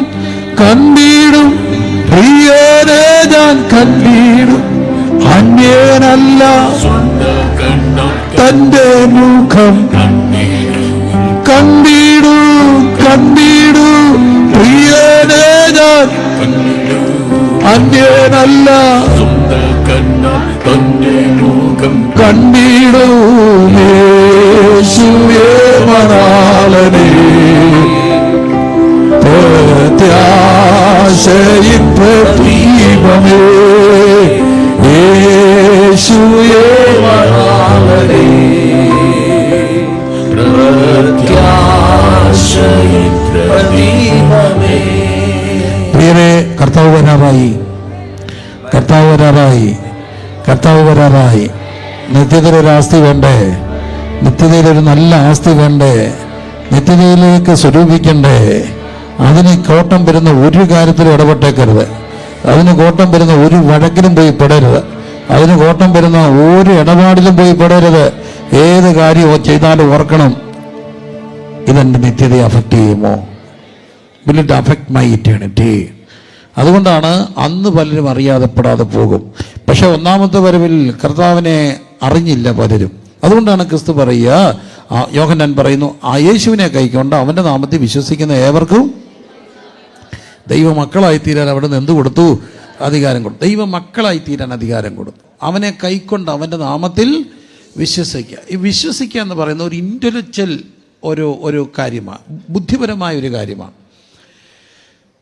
ഇറ്റ്സ് ആൻ ഇൻ്റലക്ച്വൽ ആക്ഷൻ. വിശ്വസിക്കുക, ബുദ്ധിപരമായിട്ട് അറിയുന്നൊരു കാര്യം വിശ്വസിക്കുക. നമ്മൾ വിശ്വസിക്കുന്നുണ്ട്, ഒത്തിരി കാര്യങ്ങൾ നമ്മൾ വിശ്വസിക്കുന്നുണ്ട്, അല്ലേ? ഭൂമി കറങ്ങുന്നുണ്ടോ? ഉണ്ട്. നമ്മൾ എന്ത് ചെയ്യുക? വിശ്വസിക്കുകയാണ്. പക്ഷേ ഭൂമി കറങ്ങുന്നത് പോലെ നമ്മൾ കറങ്ങിയാൽ താഴെ പോത്തില്ലേ? ഭൂമി കറങ്ങുന്ന കൂട്ടത്തിൽ നമ്മുടെ തല കറങ്ങിയാൽ നമ്മളെന്തോ ചെയ്യും? താഴെ പോകും. പക്ഷെ നമ്മൾ വിശ്വസിക്കുന്ന എന്തോ കറങ്ങുന്നു? ഭൂമി കറങ്ങും. നമ്മളെല്ലാം ഒരു വിശ്വാസമാണ്, അല്ലേ? നമ്മൾ ട്രാൻസ്പോർട്ട് ബസ്സൊക്കെ കയറിയിട്ടുള്ളവരുന്ന് കൈപ്പൊക്കിക്കുക, നല്ല സൂപ്പർ ഭാഷ. ബസ്സായിരുന്ന് ഉറങ്ങിയവരൊന്ന് കൈപ്പൊക്കിക്കുക. ആരെ വിശ്വാസമാണ്? ഡ്രൈവറെ വിശ്വാസമാണ്. എന്നോ ഉറങ്ങുന്നത് അടുത്തിരിക്കുന്നവന് അവൻ തട്ടി ഉണർത്തിയ വീണ്ടും അങ്ങോട്ട് വരെ നമുക്ക് ഒരിക്കൽ പോലും കാണാത്ത ആരെ വിശ്വാസമാണ്? ഡ്രൈവറെ വിശ്വാസമാണ്. ഡ്രൈവർ ഉറങ്ങുമെന്ന് ചിന്തയുള്ളവന് ഉറങ്ങുമോ? ഇല്ല, ഇടയ്ക്കിടയ്ക്ക് എഴുന്നേറ്റ് നിൽക്കും. പക്ഷേ നമുക്ക് ആരെ വിശ്വാസം? ഡ്രൈവറെ വിശ്വാസം. ചിലപ്പോഴെങ്കിലുമൊക്കെ ഓർത്ത് പോയിട്ടുണ്ട്, ഈ ഫ്ലൈറ്റിൽ കയറുമ്പോൾ ഇവർ വന്ന് ഇന്നോട്ട് ഇങ്ങനെ കാണിക്കും. ഇത് കണ്ടാൽ അവത്തെ എന്ത് ചെയ്യാൻ പോകത്തില്ല. കയറാൻ തോന്നുമോ? ഇല്ല. ഇതെങ്ങാനും പോയെങ്കിൽ. പക്ഷേ നമ്മളെന്തിനെ വിശ്വാസം? പൈലറ്റിനെ വിശ്വാസം, ഫ്ലൈറ്റ് ഉണ്ടാക്കിയ എഞ്ചിനീയറെ വിശ്വാസം ബുദ്ധിപരമാണ്. പക്ഷേ ആ വിശ്വാസം അല്ല ഇവിടെ പറയും. ഒത്തിരി പേർക്ക് യേശുവിനെ വിശ്വാസമാണ്. രാവിലെ ഞങ്ങളുടെ നാട്ടിൽ നിന്ന് പ്രൈവറ്റ് ബസ്സിൽ പോകുമ്പോൾ അവർ കാണാം 3 സ്ഥലത്ത് നിർത്തും. 3 പൈസ ഇടും. എവിടൊക്കെയാ? മോസ്കിൽ വിടും, കാണിക്കവഞ്ചിയിൽ അവിടെ ഇടും, പള്ളിയുടെ അവിടെ ഇടും. എല്ലാവരെയും എന്താ? വിശ്വാസമാണ്. എല്ലാവരെയും വിശ്വാസം. നല്ല കാര്യമാണ്, പോട്ടെ, അവരെത്രയെങ്കിലുമൊക്കെ ചെയ്യുന്നുണ്ടല്ലോ, വിത്ത് ഓൾ റെസ്പെക്റ്റ്. പക്ഷേ വിശ്വാസം അതല്ല കർത്താവ് പറയുക, അവനെ കൈക്കൊള്ളുക എന്നുള്ളതാണ്. ഈ അവനെ കൈക്കൊള്ളുക എന്ന് പറയുന്നത് ഇൻ്റലക്ച്വൽ പ്രോപ്പർട്ടിക്ക് അപ്പുറത്തുള്ളൊരു കാര്യമാണ്. ഞാൻ അതിനെ കഴിഞ്ഞ ക്രിസ്മസ് കാലത്ത് വായിച്ചൊരു കഥയുണ്ട്. അത് ഞാൻ ഈ 1 വർഷം മുഴുവൻ പറഞ്ഞു, വീണ്ടും പറയുക. ക്രിസ്മസായി, ഇപ്പോൾ ക്രിസ്മസ് വരെ ഇവിടെ ഒരു ഇവൻ്റ് നടക്കുന്നു. എന്താ അതിൻ്റെ പേര്? ഗ്ലോറിയ ഡിയോ. അർത്ഥം എന്തുവാ? ദൈവത്തിന് മഹത്വം. ഗ്ലോറിയ ഡിയോ ഗ്രീക്കാണ്. ഡിയോ ഗ്രീക്കാണോ അതോ എന്താ അന്നേരം ദൈവത്തിന് മഹത്വ? ലാറ്റിൻ. ഓക്കെ, പറയുന്നതൊക്കെ വിശ്വസിക്കുക. ഗ്ലോറിയ ഡിയോ. അപ്പം ദൈവത്തിന് മഹത്വം. അപ്പോൾ അത് ലാറ്റിനാണ്. എനിവേ, ക്രിസ്മസ് ഭയങ്കര സന്തോഷമാണ്. ക്രിസ്മസ് ഒരു സന്തോഷമല്ലേ? നക്ഷത്ര വിളക്കുണ്ട്, ക്രിസ്മസ് ട്രീ ഉണ്ട്, സാന്താക്ലോസ് ഉണ്ട്, ആകെ ബഹള. നമുക്ക് ഇവിടെ ടൗണിലുണ്ടോയെന്ന് അറിയത്തില്ല, ഞങ്ങളുടെ ഗ്രാമങ്ങളിലൂടെ എല്ലാം പിള്ളേരെന്തിനു പോകും? ഗരകൾ പോകും. എന്തോ ഒരു സന്തോഷമല്ല. പുൽക്കുടിൽ കൽത്തൊട്ടിൽ മറിയത്തിൻ പൊന്മകനായി പണ്ടൊരു നാൾ ദൈവസുതൻ പിറന്നതിൽ ഓർമ്മദിനം അടിച്ച് പൊളിച്ച് പാടും. പോരാ നേരത്തിച്ച് പൈസ കൊടുക്കും അവർ പാടും. സന്തോഷ സൂചകമായി തന്നത് സ്വീകരിച്ച് ബാലരായ ഞങ്ങളിതാ പോകുന്നത്. സന്തോഷം, അവർക്കും സന്തോഷം, നമുക്ക് സന്തോഷം, അല്ലേ? അപ്പം ക്രിസ്മസ് ഒക്കെ വരിക. അപ്പോൾ ക്രിസ്മസ് വന്നപ്പോൾ വിദേശത്തൊരു സ്ഥലത്ത് ഒരു പള്ളിയുടെ കൂടെ ചേർന്നുള്ള ചർച്ചിൻ്റെ സ്കൂള്. അപ്പോൾ ആ സ്കൂളിലെ ഓരോ ക്ലാസ്സുകാർക്കും ഒരു പ്രോഗ്രാം കൊടുത്തു. അതിനകത്ത് 8ാം ക്ലാസ്സുകാർക്ക് കൊടുത്ത പ്രോഗ്രാം തിരുപ്പിറവി, കർത്താവിൻ്റെ ജനനം നാടകമാക്കണം. അപ്പോൾ അവർ നാടകത്തിന് വേണ്ടി അവർ പ്രിപ്പയർ ചെയ്തപ്പോൾ അവരെല്ലാം സ്ക്രിപ്റ്റെല്ലാം തയ്യാറാക്കി. പക്ഷെ അവർക്ക് വന്നൊരു ടെക്നിക്കൽ പ്രശ്നം എന്താണെന്ന് ചോദിച്ചാൽ, ആ ക്ലാസ്സിൽ ഒരു കുട്ടിയുണ്ട്. ഈ കുട്ടികൾ പല രീതിയിലാണ്, നമുക്കറിയാം. ചില കുട്ടികൾ ഇപ്പം ഹൈപ്പർ എന്ന് പറയത്തില്ലേ, ഒത്തിരി പിള്ളേർ ഇപ്പോൾ ഹൈപ്പറാണ്. പക്ഷേ ഈ ഹൈപ്പർ എന്ന് കേട്ട് ഇപ്പോഴാണ് ഈ ഡയഗ്നോസ് ചെയ്ത് പാസ്റ്റർ ഈ ഹൈപ്പർ എന്ന് പറയുന്ന പണ്ടത്തെ മെനയാണ്. പണ്ട് പലരും ആരായിരുന്നു? ഹൈപ്പറായിരുന്നു. ഹൈപ്പറിൻ്റെ സൈക്കോളജിസ്റ്റ് ഒന്നും ഇല്ലായിരുന്നു. ഹൈപ്പറിൻ്റെ മെന അങ്ങനെ മാറ്റി, അച്ചായനടിച്ചു, അമ്മയടിച്ചു, അമ്മൂമ്മയടിച്ചു, സാറടിച്ചു, ടീച്ചർ അടിച്ചു. മെന എന്തായി? ഓക്കെ ആയി. മെന ഓക്കെ ആയി. അവരെങ്ങനെ കിട്ടുമെന്നറിയാം. അവരെ 2 സൈക്ലിങ് പഠിപ്പിക്കും. 1 ഫുൾ സൈക്കിളും 2 ഹാഫ് സൈക്കിളും. ഹാഫ് സൈക്കിൾ ചവിട്ടുന്ന ഇവിടെ പിടിച്ച അന്നേരം ഇങ്ങനെ പോകും. പിന്നെ ഇവിടെ ഒരു ഞുള്ളുണ്ട്, അന്നേരമാണ് എന്തോ ചവിട്ടുക. ഫുൾ സൈക്കിൾ ചവിട്ടിയിട്ടുണ്ടോ? ഫുൾ സൈക്കിൾ ചവിട്ടിയിട്ടുണ്ടോ? ഉണ്ടോ? ഒന്ന് കൈ പൊക്കിക്ക്, പിള്ളേരൊക്കെ കാണട്ടെ. ഫുൾ സൈക്കിൾ ചവിട്ടിയിട്ടുള്ളവരുണ്ടോ? അയ്യോ ഇല്ലേ, ഞാനുണ്ട്. അത് ഈ കണക്ക് സാറന്മാരായി ഫുൾ സൈക്കിള് ട്യൂഷനൊക്കെ ചെല്ലുമ്പോൾ. അവരെന്തിനാണെന്നറിയാം നമ്മളെ പിടിച്ചത്? എനിക്കിപ്പോഴും അവരുടെ സങ്കടമുണ്ട്. Tan theta, cos theta, sine theta. ലോകത്തൊരു ഗുണം ഉണ്ടാകാത്തൊരു സാധനത്തിൻ്റെ പേര് എന്തെങ്കിലും ഗുണം ആർക്കെങ്കിലും എവിടെ വെച്ചെങ്കിലും ഉണ്ടായിട്ടുണ്ടോ? ടാനും സൈനും കോസിൻ്റെയും ഒക്കെ പേര് ഫുൾ സൈക്കിൾ പഠിച്ചില്ലേ? അതൊക്കെ മെനയായിരുന്നു. പിന്നെ കുറച്ച് പേര് സ്ലോ ഉണ്ടായിരുന്നു. അവരാണ് ഈ മൊണ്ണയെന്നൊക്കെ പറയുന്നത്. മൊണ്ണയ്ക്ക് എന്താ പറ്റി? മൊണ്ണയ്ക്ക് എന്നാ പറ്റാനാ? ഗവൺമെൻറ് സ്കൂളിലെ ഫ്രണ്ട് ബെഞ്ചിൽ ഇരുന്നവരൊക്കെ ഡോക്ടറൊക്കെ ആയി. ഡോക്ടറൊന്നും ആയില്ലെങ്കിലും അവരെന്തെങ്കിലും സാറൊക്കെ ആയി. 2ാമത്തെ ബെഞ്ചിൽ ഇരുന്നവരാണ് LD PSC എഴുതി പോയത്, LD ക്ലാർക്ക് നോർമൽ. 3ാമത്തെ ബെഞ്ചിൽ ഇരുന്നവരാണ് പഞ്ചായത്ത് മെമ്പറൊക്കെ ആയത്. 4ാമത്തെ ബെഞ്ചിൽ ഇരുന്നവരാണ് ഉപദേശിയായത്. ആയില്ലേ? ആർക്കാ കുഴപ്പം വന്നേ? ഒന്നിനും കുഴപ്പം വന്നില്ല. അപ്പോൾ നമുക്ക് ഇതിനകത്ത് സ്ലോ എന്ന് പറയുന്നൊരു കൊച്ചുണ്ടായിരുന്നു. അവൻ്റെ പേര് വാലസ് എന്ന്. വാലസിന് പറയാൻ വലിയ പാടാണ്. അപ്പോൾ ഇവരെ പറഞ്ഞ് വാലസിനെ ഒഴിവാക്കാമെന്ന്. അപ്പോൾ വാലസിനെ ഒഴിവാക്കാമെന്ന് പറഞ്ഞപ്പോൾ ചില പറഞ്ഞ് വാലസിനെ ഒഴിവാക്കാൻ പാടില്ല, ഉണ്ണീശോ സഹിക്കുമോ, ആരെങ്കിലും ഒഴിവാക്കാൻ ഒക്കുമോ? ഇല്ല. ഒടുവിൽ വാലസിന് ഒരു റോള് കൊടുത്തു. ഏറ്റവും ചെറിയ റോൾ ഇത്രയേ ഉള്ളൂ. ജോസഫ് മറിയത്തെ താങ്ങി പിടിച്ചുകൊണ്ട് വരുമ്പോൾ, ഇത് ഗൂഗിളിലൊക്കെ ഉണ്ട് ഈ നാടകം, ഇത് ഇന്നെന്നുള്ള പേര്. അപ്പം വന്നിട്ട് മുട്ടുമ്പോൾ വാലസ് വന്ന് കഥ തുറക്കും. അപ്പം ചോദിക്കും സ്ഥലം ഉണ്ടെന്ന് ചോദിക്കുമ്പോൾ വാലസ് പറയണം സോറി ഹിയർ നോ പ്ലേസ് എന്ന് പറയണം. അത്രയേ ഉള്ളൂ, കഥ അടച്ചാൽ മതി. നാടകം തുടങ്ങി. ജോസഫ് മറിയത്തെ താങ്ങി പിടിച്ചുകൊണ്ട് വന്ന് കഥകെ മുട്ടി. വാലസ് കഥ പറഞ്ഞു. വാലസ് പാവമല്ലേ? വാലസിന് ഈ മറിയത്തെ കണ്ടപ്പോൾ അങ്ങ് സങ്കടം വന്നു. വാലസ് ഇങ്ങനെ കരഞ്ഞു, സങ്കടപ്പെട്ട് നോക്കി നിന്നപ്പോൾ ജോസഫ് ചോദിച്ചു സ്ഥലം തരാമോ? വാലസിന് പറയാൻ മടിയായി. അപ്പോൾ ടീച്ചർമാർ അവിടെ നിന്നുകൊണ്ട് പറഞ്ഞു വാലസ് ടെൽ നോ പ്ലേസ്. അവസാനം ഇവരെല്ലാം കൂടി നോ പ്ലേസ് എന്ന് പറഞ്ഞപ്പം വാലസ് സങ്കടപ്പെട്ട് പറഞ്ഞു നോ പ്ലേസ് എന്ന്. എന്നിട്ട് ജോസഫ് മറിയത്തെ കൊണ്ട് അങ്ങ് പോയി. കഥ കിട്ടക്കോന്ന് അടച്ചില്ല. വാലസ് ഇങ്ങനെ നോക്കി നിൽക്കുക. കുറച്ച് നേരം അവർ പോയപ്പം വാലസ് കൈ കൊട്ടിയപ്പോൾ അവർ തിരിഞ്ഞു നോക്കിയാൽ പറഞ്ഞു എൻ്റെ കട്ടിൽ വന്നേക്കാന്ന് പറഞ്ഞു. ഇനി അങ്ങനെ നാടകം പോവും. ഇനിയുമാണ് വിദ്വാൻമാർ വരും, പൊന്നും മൂരും കുന്തിരിക്കാൻ കാഴ്ചവെക്കണം, ഇടയന്മാർ വരണം, എല്ലാം കേൾക്കണ്ട, എല്ലാം പോയി. പക്ഷേ ആ വർഷത്തെ ഏറ്റവും നല്ല നാടകമായിട്ട് തിരഞ്ഞെടുത്തു. കാരണം ജനമെല്ലാം എഴുന്നേറ്റ് നിന്ന് കൈയടിച്ചു. സത്യത്തിൽ ഇതാണ് കൈക്കൊള്ളുക എന്ന് പറയുന്നത്. വാലസ് പറഞ്ഞ് എൻ്റെ ഇടം അങ്ങ് തന്നേക്കാം. ബുദ്ധിയൊന്നുമില്ല. ഈ ബുദ്ധിമാന്മാർക്ക് ഇതൊന്നും ഒക്കത്തില്ല. പക്ഷെ വലിയ ബുദ്ധിയില്ലാത്ത ഒത്തിരി പേര് പറയുന്നുണ്ട് ഇവിടെ ഇങ്ങനെ പോരാൻ പറയും. എൻ്റെ ഹൃദയം നിനക്കാണ്, എൻ്റെ ഹൃദയം അങ്ങയ്ക്കാണ്, എൻ്റെ ഹൃദയം അങ്ങയ്ക്കാം. അത് വലിയ ബുദ്ധിയുള്ളവർക്കൊന്നും നോക്കത്തില്ല. അവരിങ്ങനെ 1000 വട്ടം ആലോചിക്കും. 1000 വട്ടം ആലോചിച്ചുകൊണ്ടിരിക്കുമ്പോൾ തന്നെ ഒന്നും നടക്കത്തില്ല. നടക്കുമോ? ഇല്ല. ബുദ്ധി കുറഞ്ഞവർ പറയും താണ്ട് ഇവിടെ ഇടമുണ്ടെന്ന്. എപ്പോഴെങ്കിലുമൊക്കെ അങ്ങനെ ഒരു ദിവസം പറഞ്ഞതാണ് നമ്മുടെ ജീവിതത്തിൻ്റെ ഡെസ്റ്റിനി മാറ്റിയത്. അത് ബുദ്ധിമാന്മാർക്കൊത്തില്ല, അത് മിടുക്കന്മാർക്കൊത്തില്ല. പക്ഷേ ഒത്തിരി സാധുക്കൾ അവിടെ ഇവിടെ ഇരുന്നുകൊണ്ട് പറഞ്ഞു ബാ എൻ്റെ ഹൃദയം അങ്ങിക്കാന്ന് പറഞ്ഞു. അതൊരു കൺവെൻഷൻ ആയിരിക്കാം, അതൊരു യോഗത്തിൽ വെച്ചായിരിക്കാം, അതൊരു ട്രാക്ട് വായിച്ചപ്പോഴായിരിക്കാം, അത് ഒറ്റയ്ക്ക് നടന്നപ്പോഴായിരിക്കാം. പക്ഷെ എപ്പോഴെല്ലാം കർത്താവ് ഇടപെട്ടോ അവർ പറഞ്ഞു, എൻ്റെ ഹൃദയം നിനക്കാണ്. ഹൃദയത്തിൽ അവർ ദൈവത്തിനെ വിശുദ്ധീകരിച്ച് സ്വീകരിച്ചു. അങ്ങനെ കൈക്കൊണ്ടവർക്ക് എന്തായി തീരാം? ദൈവ മക്കളായി തീരാം. ഇന്നത്തെ ഉത്തരാധുനിക ലോകത്തിൻ്റെ ഏറ്റവും വലിയ പ്രശ്നം എന്താണെന്ന് ചോദിച്ചാൽ എളിവനായി ഞാൻ പറയും, ഏറ്റവും വലിയ പ്രശ്നം പണത്തെക്കാൾ ദാരിദ്ര്യത്തെക്കാട്ടും കൂടുതൽ സ്നേഹദാരിദ്ര്യമാണ്. ഈ മനുഷ്യർക്കൊന്നും ആരുമില്ല, ഉണ്ടോ? ഇല്ല. സത്യത്തെ ആരും ഇല്ലാത്തവരാ ഈ മനുഷ്യർ, എല്ലാ മനുഷ്യരും. കൊച്ചു കുഞ്ഞ് അപ്പച്ചൻ്റെ അടുക്ക ചെന്ന് കരയുക, എന്താ മോനെ അപ്പച്ച എന്നോട് ആർക്കും ഇഷ്ടമില്ല അപ്പച്ച, എന്നെ പറ്റി എന്നെ കഴിച്ചുകൊണ്ടിരുന്നപ്പോൾ എൻ്റെ കയ്യിൽ നിന്ന് സ്പൂണും പാത്രമെല്ലാം താഴെ പോയി, എന്നിട്ട് അമ്മേനെ അടിച്ച് ശരിയാക്കി. അപ്പച്ചൻ കരഞ്ഞു കെട്ടുമ്പോനെ പറഞ്ഞു, എൻ്റെ അപ്പച്ചന് പാർക്കിൻസൺസാ, ഞാൻ കഴിച്ചപ്പോൾ എൻ്റെ കയ്യിൽ നിന്നും പോയി, നിൻ്റെ അമ്മ എന്നെ അടിച്ചില്ലെന്നുള്ളടാ, അമ്മ അടിച്ചില്ലെന്നുള്ളു. അടിക്കുന്നതിനെക്കാട്ടിയും വലിയ വർത്താനം പറഞ്ഞു തന്നെ ഉണ്ടാക്കി മുടിപ്പിച്ച് തേച്ച് കഴുകുക, മൈസാങ്കാലത്ത് ചാകത്തുമില്ല, കട്ടിലൊടിയത്തുമില്ല, ഇരിക്കുക പറഞ്ഞടാ. അപ്പച്ചൻ മോനെ കെട്ടിപ്പിടിച്ച് പറഞ്ഞു, എനിക്കും ആരുമില്ല. മോൻ കരഞ്ഞു, എനിക്കും ആരുമില്ല. എല്ലാവരുടെയും പ്രശ്നം എന്തില്ലെന്നുള്ളതാണ്, ആരുമില്ലെന്നുള്ളത്. സ്നേഹദാരിദ്ര്യ. തിരുവനന്തപുരം ഒരു പട്ടണമല്ലേ, ഗ്രാമങ്ങളുണ്ടെങ്കിൽ പോലും. പട്ടണം എന്നൊക്കെ പറയുന്നതിന് നല്ലൊരു ഡെഫിനിഷൻ കേട്ടു. What is city? City is a place where there are lot of lonely people staying together. ആരുമില്ലാത്ത കുറേ മനുഷ്യർ താമസിക്കുന്ന സ്ഥലത്തിൻ്റെ പേരാ city. City is a place where there are lot of lonely people staying. ഫ്ലാറ്റിൽ അപ്പുറത്ത് ആരാന്നറിയാവോ? ആരോ വരുന്നു, ആരോ പോകുന്നു, എപ്പോഴോ വരുന്നു. അവരിടയ്ക്ക് പുറത്ത് പോയി കഴിച്ചിട്ട് വീട്ടിൽ വന്ന് കിടക്കുന്നു.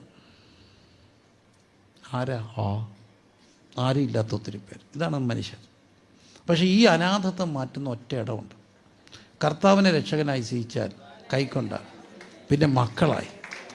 മക്കൾക്കൊരിക്കലും അനാഥരല്ല. മക്കൾക്കാരുണ്ട്? അപ്പനുണ്ട്. ഇതാണ് ദൈവത്തിൻ്റെ വാഗ്ദത്തം. നിങ്ങൾ എനിക്ക് ഘടകം തന്നാൽ ഉണ്ടല്ലോ, ഞാൻ നിനക്ക് അപ്പനായി മാറും. പറഞ്ഞേ, കാൺമീൻ നാം ദൈവ മക്കളെന്ന് വിളിക്കപ്പെടുവാൻ പിതാവ് നമുക്ക് എത്ര വലിയ ഭാഗ്യം, വലിയ ഭാഗ്യം. ഈ വിശ്വാസ ജീവിതത്തിൻ്റെ ഏറ്റവും വലിയ സത്യം, സന്തോഷം, നമ്മൾ അനാഥരല്ലെന്നുള്ളതാണ്. അനാഥരല്ല. ഒറ്റയ്ക്കൊക്കെ ഇരിക്കുമ്പം സത്യത്തിൽ ഈ ഏറ്റവും കൂടുതൽ അനാഥത്വം അനുഭവിക്കുന്നത് പാസ്റ്റർമാരാണ്. റിയാലിറ്റി. നിങ്ങളുടെ പിള്ളേർക്കൊരു പ്രശ്നം വന്ന് നിങ്ങൾ ആരോട് പറയും? പാസ്റ്റർ പറയും. ഞങ്ങളുടെ പിള്ളേർക്ക് പ്രശ്നം വന്ന് ആരോട് പറയണം? ദൈവത്തോട് പറയണം. എന്നാൽ പിന്നെ നിങ്ങൾക്കും അങ്ങ് പറഞ്ഞാൽ പോരെ ദൈവത്തോട്. നിങ്ങളൊന്നും ഞങ്ങളുടെ അടുക്കലോട്ട് വരുന്നത്? അപ്പം നിങ്ങൾക്ക് പറയാൻ പാസ്റ്ററുണ്ട്, സത്യമല്ലേ? ഞങ്ങൾക്ക് പറയാൻ ആരില്ല. ആരോടും പറയാം. ഞാൻ പറയും, എല്ലാ സഭയിലും ഞാൻ പറയും, സെക്രട്ടറിയോട് പറയരുത്. സെക്രട്ടറി നാളെ പറയും, സ്വന്തം കുടുംബത്തെ ഭരിക്കാൻ അറിയാത്തവൻ സഭ എന്ത് ചെയ്യരുത്? ഭരിക്കരുത്. അതുകൊണ്ട് ഞാനൊരു കാര്യം പറയത്തില്ലെന്ന് തീരുമാനിച്ചു. അതെന്നെ പഠിപ്പിച്ചത് ഒരു ഓട്ടോക്കാരനാണ്, എൻ്റെ സുഹൃത്താണ്, പക്ക RSSകാരൻ. ഞാനൊരിക്കൽ 2007 വിദേശത്ത് പോയിട്ട് തിരിച്ചു വന്നപ്പം കുറച്ച് നാൾ കഴിഞ്ഞാൽ വന്നേ. അപ്പോൾ ഞാൻ വന്നിട്ട് അവിടെ പോയതും വന്നതും എൻ്റെ അനുഭവങ്ങളൊക്കെ പറഞ്ഞു. അത് കഴിഞ്ഞപ്പോൾ എൻ്റെ ഈ RSSകാരൻ ഒന്നാം തരം കാവ്യ കയ്യിൽ കൊടുത്ത കുറി തൊട്ട് നടക്കുന്ന പക്ക RSSകാരൻ. പക്ഷെ ഞാനും അവനെയും കൂടെ ഒരമ്മ പെറ്റ മക്കളെ പോലെ ജീവിച്ച. ഇപ്പോഴും അവനെന്നോട് സ്നേഹമാണ്, ഭയങ്കര സ്നേഹമാണ് അവനെന്നോട്. എനിക്ക് അവനോട് സ്നേഹമാണ്. എൻ്റെ അമ്മയെ അവനെ അമ്മയെന്നായിരുന്നു വിളിക്കുന്നത്, എൻ്റെ അമ്മ അവനെ മോനെന്നായിരുന്നു വിളിക്കുന്നത്, എൻ്റെ പെങ്ങൾ അവനെ മോനെന്നായിരുന്നു വിളിക്കുന്നത്. അത്ര ഞങ്ങളുടെ വീടുമായിട്ട് അടുത്തൊരു സമയം. ഇപ്പം പക്ഷേ എനിക്ക് തിരക്കായതുകൊണ്ട് കാണുന്നില്ല അങ്ങനെ ഒരു കാര്യം. എന്നാൽ പോലും അവൻ എന്നെ ഒരു ദിവസം ഞാൻ തിരിച്ചു വന്നപ്പോൾ എന്നെ വിളിച്ചു, എടാ നീ എങ്ങാണ്ട് പോയേക്കുമായിരുന്നു. പോയി, എടാ നീ പ്രസംഗിക്കുമ്പം ബൈബിളൊക്കെ പഠിച്ച് നല്ലപോലെ വചനത്തിൽ നിന്നൊക്കെ പ്രസംഗിക്കണം. എൻ്റെ പൊന്നു പെങ്ങളെ, അവൻ എന്നോട് പറയുക വചനത്തിൽ നിന്ന് പ്രസംഗിക്കണോ? ഞാൻ ചോദിച്ചു, വചനത്തിൽ നിന്നോ? നിനക്ക് എന്താടാ? എടാ ഞാൻ നിൻ്റെ സഭക്കാരനൊന്നും അല്ല, എന്നാലും നീ എൻ്റെ സ്നേഹിതനായിട്ട് ഞാൻ പറയാം. നീ പോയിട്ട് വരുന്നിട്ട് അവിടുത്തെ കീർവാണം ഒന്നും ഇവിടെങ്ങും പറയില്ല, സഭയിൽ നല്ലപോലെ വചനം പറഞ്ഞാൽ മതി. ഞാൻ ചോദിച്ചു, അതെന്നാ കാര്യം? യോഗം കഴിഞ്ഞ് പോയാൽ എല്ലാവരും എൻ്റെ ഓട്ടോയിലാണ് പോയത്.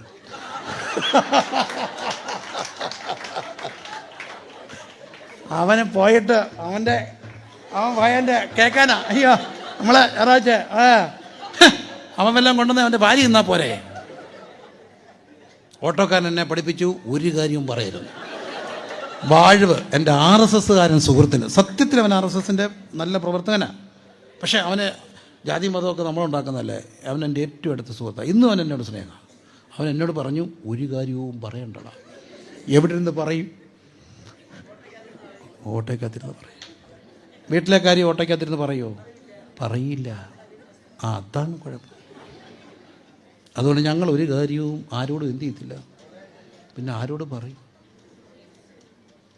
അവിടെയാണ് ഞാൻ ഈ ഭയം എന്ന് പറയുന്നത്, ഈ പാനിക് അറ്റാക്ക് എന്നൊക്കെ പറയത്തില്ല ഇപ്പം പിള്ളേർ പെട്ടെന്നുണ്ടാകുന്നൊരു സംഭവം, അത് ഭയങ്കര ഭീകരം കേട്ടോ. ഞാനങ്ങനെ പൊതുവെ പേടിക്കുന്ന ഒരാളല്ല. എനിക്കങ്ങനെ ഭയം ഇല്ലത്തെന്ന് ഞാൻ പറയത്തില്ല. എന്നാലും പൊതുവെ അങ്ങനെ പല കാര്യങ്ങളും ഞാൻ ഭയക്കാറില്ല. പക്ഷെ ഒരു രാത്രി 2018 പ്രളയം കഴിഞ്ഞ ഒരു രാത്രി ഞാൻ പേടിച്ചു. ഒരു പേടി എന്നെ പിടിച്ചു. അത് ഒരു ദുശക്തിയുടെ പോരാട്ടമായിരുന്നു. ശരിക്കും ഞാൻ പേടിച്ചെന്ന് പറഞ്ഞാൽ അയ്യോ ചുരുണ്ടുപോയി. പിടിച്ചു. ഞാൻ രാത്രി ഒത്തിരി ഇരുട്ടിയപ്പോൾ എൻ്റെ ഒരു സുഹൃത്തിനെ വിളിച്ച് കുറച്ച് നേരം വന്ന് പ്രാർത്ഥിക്കാം. അദ്ദേഹം ദൂരെ നിന്ന് വന്ന് എൻ്റെ കൂടെ ഇരുന്ന് 3-3:30 വരെ ഇരുന്നു. എന്നിട്ട് പുള്ളി പോയി. പുള്ളിക്ക് വെളുപ്പിന് ചെല്ലണം. പുള്ളി പോയി. ഞാൻ തന്നെ ഹോളിൽ കിടക്കുക. ഞാൻ വൈഫിനോട് പറഞ്ഞു ഞാൻ ഹോളിലാണ്. നേരം വെളുത്തില്ല, ആളെ കാണത്തില്ല. എൻ്റെ ഭാര്യ ഓടി വന്ന് എന്നെ വിളിച്ചിട്ട് പറഞ്ഞു, ആരോ മുറ്റത്ത് നിന്ന് വിളിക്കുന്നു, ബെല്ലടിക്കുന്നു. ചോദിച്ചപ്പോൾ അച്ഛനെ കാണാൻ വന്നാന്ന് പറഞ്ഞു. അവൾ എന്നെ വന്ന് വിളിച്ചു. ഞാൻ ചെന്നപ്പോൾ എനിക്ക് ആളെ കഷ്ടിച്ച് കാണാവുന്ന ഒരു വട്ടം വരുന്നേ ഉള്ളൂ. അയ്യോ ഇന്നാരല്ലേ? ആണോ? ഒത്തിരി ദൂരെ നിന്ന് വരിക. എന്നാ കാര്യം? അല്ല പറയാം, ഒന്നുമില്ല, ഇതുവഴി പോയപ്പോൾ ഒന്ന് കയറിയതാ എന്നൊക്കെ പറഞ്ഞിട്ട് പുള്ളി കയറി പറഞ്ഞു. എന്നാൽ പ്രാർത്ഥിച്ചിട്ട് ഞാനങ്ങ് പോവാം. പക്ഷേ പ്രാർത്ഥിക്കാൻ നിന്നപ്പോൾ അദ്ദേഹത്തിനോട് ചോദിച്ചു, ഇന്നലെ രാത്രി പേടിച്ചോ? ഞാൻ ചോദിച്ചു എന്നാ കാര്യം? പേടിച്ചോ? ഉള്ളോ പറ. ഞാൻ പറഞ്ഞു പേടിച്ചു. 2 മണിയായപ്പം കർത്താവ് എന്നെ തട്ടിയുണ്ട്, നീ പെട്ടെന്ന് പോയി പ്രിൻസിനെ കണ്ടിട്ട് പറ പേടിക്കണ്ട. എനിക്കൊരു കർത്താവിനെ അറിയാം.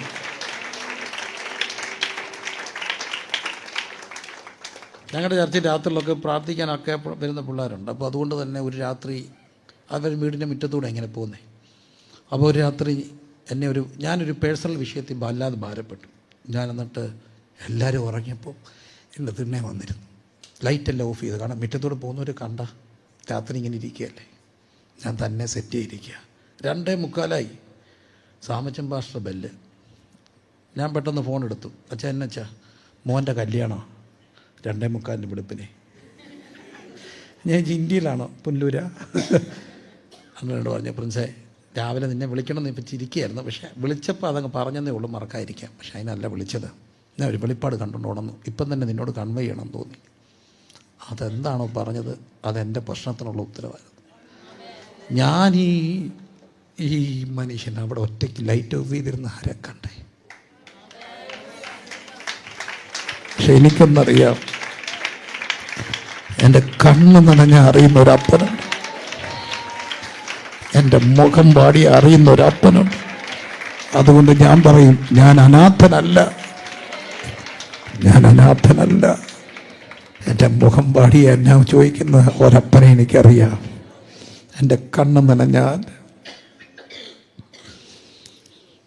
കണ്ണിൽ നാം ദൈവ മക്കളെന്ന് വിളിക്കപ്പെടാൻ കരങ്ങൾ ഉയർത്തി പ്രാർത്ഥിച്ചു. കരഞ്ഞുകൊണ്ടുറങ്ങിയ ആർക്കെല്ലാം അറിയാം എത്രയോ ജീവിതയാത്രയിൽ പോയി അന്നല്ല ഈ അപ്പം വന്നു. ഒന്നേ ആളെ വെട്ടി അപ്പൻ എങ്ങനെങ്കിലുമൊക്കെ എൻ്റെ അടുക്ക വന്നിട്ട് പറഞ്ഞു, സാരമില്ലത് കാൺമീൻ നാം ദൈവമക്കളെന്ന് വിളിക്കപ്പെടാൻ. 20ാമത്തെ പകൽ എനിക്ക് പറയാനൊരു കാര്യമുണ്ട്. ഞാൻ അനാഥനല്ല. അവൻ്റെ മക്കൾ ആരും അനാഥരല്ല. അവന് ഹൃദയം കൊടുത്തവരാരും അനാഥരല്ല.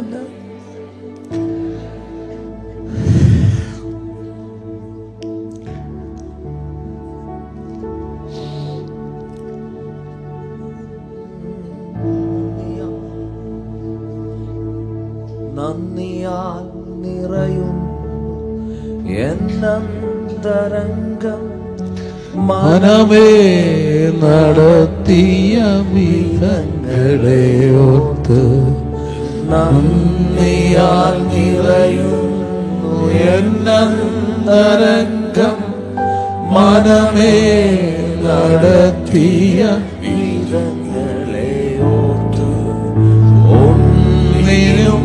കുറവില്ലാതെ നടത്തുന്ന ഇമ്മാനുവേലേ അങ്ങേക്കു നന്ദി. ഒന്നിനും കുറവില്ലാതെ നടത്തുന്ന ഇമ്മാനുവേലേ അങ്ങേക്കു നന്ദി. കരഞ്ഞുകൊണ്ടുറങ്ങിയ എത്രയോ രാവുകൾ ജീവിതയാത്രയും കഴിഞ്ഞുപോയി. കരഞ്ഞുകൊണ്ടുറങ്ങിയ എത്രയോ രാവുകൾ ജീവിതയാത്രയും കഴിഞ്ഞുപോയി. ഞെട്ടിയുണർന്നു ഞാൻ നോക്കുമ്പോൾ താങ്ങും തലോലരുമായി നാഥൻ ചാരയുണ്ട്. ഞെട്ടിയുണർന്നു ഞാൻ നോക്കുമ്പോൾ താങ്ങും തലോടരുമായി നാഥൻ ചാരയുണ്ട്. ആരാധന ആരാധന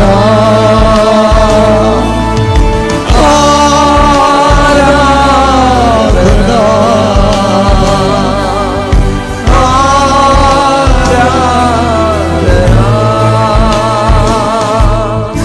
ഒന്നിനും കുറവില്ലാതെ നടത്തുന്ന ഇമ്മാനുവേലേ അങ്ങേക്കു നന്ദി. ഒന്നിനും കുറവില്ലാതെ നടത്തുന്ന ഇമ്മാനുവേലേ അങ്ങേക്കു നന്ദി. കാൺമീൻ നാം ദൈവമക്കളെന്ന് വിളിക്കപ്പെടുവാൻ പിതാവ് നമുക്ക് എത്ര വലിയ പദവി. അവിടുത്തെ കൈക്കൊണ്ട് അവിടുത്തെ നാമത്തെ വിശ്വസിക്കുന്ന ഏവർക്കും അപ്പം മക്കളായി തീർന്നാൽ ഒരപ്പനുണ്ട്.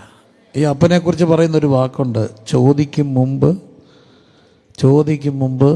നിങ്ങളുടെ ആവശ്യം അറിയുന്ന ഒരു പിതാവുണ്ട്. അതാണ് ഈ പിതാവിൻ്റെ പ്രത്യേകത. ചോദിക്കും മുമ്പ് അറിയും. വീണ്ടും തിരുവനന്തപുരം സാക്ഷിയാണ്. തിരുവനന്തപുരത്ത് നിന്ന് ഒത്തിരി വർഷം മുമ്പ്, കുറേ നാൾക്ക് മുമ്പ് ഞാൻ ഒരു ഉച്ച കഴിഞ്ഞ് നാട്ടിലോട്ട് റാന്നിക്ക് പോകുമ്പോൾ ഒരു 4-4:15 ഞാനൊരു കൊട്ടാരക്കരയായപ്പോൾ എന്നെ ഒരു സഹോദരൻ വിളിച്ചു. അതൊത്തിരി പേര് കേട്ടാൻ തോന്നുന്നു. ഞാൻ ചർച്ചയ്ക്ക് കൊണ്ടിരുന്നു. ക്യാമ്പിൽ പറഞ്ഞത് അവർ കട്ട് ചെയ്തിട്ടു. അപ്പോൾ എൻ്റെ വിളിച്ച സഹോദരൻ പറഞ്ഞു ദൂരെ നിന്ന് വരികയാണ്. അദ്ദേഹം പറഞ്ഞു ഞാൻ റാന്നി വഴി പോവുകയാണ്, പക്ഷേ എനിക്ക് വീട്ടിൽ കയറാൻ സമയമില്ല. എൻ്റെ കൈ കുറച്ച് പ്രോൺസ് ഉണ്ട്, അത് നിങ്ങൾക്ക് തരാൻ വേണ്ടി ഞാൻ മേടിച്ചു, പക്ഷേ എനിക്ക് വീട്ടിൽ കയറാൻ സമയമില്ല. അതുകൊണ്ട് ആരെങ്കിലും ടൗണിൻ്റെ അവിടോട്ടൊന്ന് വിടണം, പെട്ടെന്ന് കൊടുത്തു വിടാമെന്ന് പറഞ്ഞു. അപ്പോൾ ഞാൻ പെട്ടെന്ന് എൻ്റെ ഭാര്യയെ വിളിച്ചിട്ട് പറഞ്ഞു ഇന്നാര് വരുന്നുണ്ട്, പുള്ളിയുടെ കൈ കുറച്ച് പ്രോൺസ് ഉണ്ട്, നമുക്ക് തരാൻ മേടിച്ചതാണ്, പക്ഷേ സമയമില്ലാത്തതുകൊണ്ട് ഞാൻ പെട്ടെന്ന് ആരെങ്കിലും ഒന്ന് ടൗണിലോട്ട് ഇന്നടത്തോട്ട് വിടാൻ പറഞ്ഞു. പ്രോൺസ് ഉണ്ട്, ടൗണിലോട്ട് വിടാം. ഒരു 4:15 4:30 ആകുന്നു. ഇത് കേട്ടപ്പോൾ അവളങ്ങ് കരയുക, വിതുമ്പുക. പ്രോൺസാ എന്നിട്ട് അവൾക്ക് ഇതൊക്കെ വിതുമ്പ്. ഞാനോർത്ത് ഈ പ്രോൺസും കരച്ചിലുമായിട്ട് എന്താ ബന്ധം? പ്രോൺസ് ഉണ്ടെന്ന് പറയുമ്പോൾ കരയേണ്ട കാര്യമാണ്. ഞാൻ എന്തോ പറ്റി? അല്ല അച്ഛാ, കൊച്ചു സ്കൂളിൽ നിന്ന് വന്നു. എന്നിട്ട് വന്ന ഉടനെ ബാഗ് താത്തിട്ടിട്ട് പറഞ്ഞു ഇന്ന് ഉച്ചയ്ക്ക് ഒരു കൂട്ടുകാരി പ്രോൺസ് ബിരിയാണി വെച്ചുകൊണ്ട് വന്നു, ഞങ്ങൾക്ക് എല്ലാവർക്കും ഷെയർ ചെയ്യാം, നല്ല രുചിയായിരുന്നു. അമ്മ ഒരു പ്രോൺസ് ബിരിയാണി വെച്ച് തരണം. എന്നിട്ട് എടുത്തു അതിലൊരു കൊട്ടേഷൻ. നടക്കത്തില്ലെന്നൊക്കെ അറിയാം, പിന്നെ അങ്ങ് പറഞ്ഞതേ ഉള്ളൂ. ഈ വീട്ടിൽ നിന്ന് നടക്കത്തില്ലെന്ന് അറിയാം, പിന്നെ അങ്ങ് പറഞ്ഞതാ. ഇത് പറഞ്ഞ് നാക്ക് വായിലോട്ട് ഇട്ടപ്പോഴാണ് വിളിക്കുന്നത് പ്രോൺസ് വന്നേക്കുന്നത്. അപ്പം ഞാൻ അവളോട് ചോദിച്ചു, ആ സഹോദരൻ ചോദിച്ചു അപ്പോഴാണ് മേടിച്ചത്. അദ്ദേഹം പറഞ്ഞു ആലപ്പുഴ വഴി ഉച്ചയ്ക്ക് വന്നപ്പം ഇതിരിക്കുന്ന കണ്ടപ്പോൾ ഓർത്ത് നിങ്ങൾക്ക് മേടിച്ചേക്കാം. ഞാൻ മക്കളെ വിളിച്ച് പറഞ്ഞു, ഡോക്ടറുടെ മക്കളാണെങ്കിൽ ചോദിച്ചാൽ കിട്ടും, മുഖ്യമന്ത്രി മക്കളാണെങ്കിലും ചോദിച്ചാൽ കിട്ടും, പക്ഷെ നീ ഉച്ചയ്ക്ക് വീട്ടിൽ ചെന്ന് പറയണമെന്ന് ആഗ്രഹിച്ചപ്പോൾ ആലപ്പുഴ വഴി വന്ന ഒരു മനുഷ്യനെ കൊണ്ട് മേടിപ്പിക്കുന്നതാണ്. ഈ ചോദിക്കും മുമ്പ് അറിയുന്ന ഒരപ്പനുണ്ടെന്ന്. ചോദിക്കും മുമ്പ് അറിയുന്ന ഒരപ്പൻ. ഞങ്ങളെന്തിനെങ്ങനെ പ്രസംഗിക്കുന്നേ? വാട്ട് ഈസ് യുവർ ഫാദർ എന്നൊക്കെ ചോദിച്ചാൽ നല്ല പേരൊക്കെ ഉള്ളവരാണെങ്കിൽ ഞെളിഞ്ഞി എന്ന് പറയത്തില്ലേ? ഞങ്ങൾ ഈ കവലയിലും അവിടെയുണ്ട് നിന്ന് ഈ ഉറക്കെ പ്രസംഗിക്കുന്നത് പറയാനൊരു അപ്പനുള്ളത് കൊണ്ടാണ്. അപ്പനെക്കുറിച്ച് പറഞ്ഞാൽ മോശമല്ലെന്നുള്ളത് കൊണ്ടാണ്. അപ്പൊ എന്താണ് സുവിശേഷ വേല? അപ്പനെ കുറിച്ച് പറയുന്ന സുവിശേഷ വേല. ഇങ്ങനൊരു അപ്പനുണ്ടെന്നുള്ള അറിവ്. Hallelujah, hallelujah.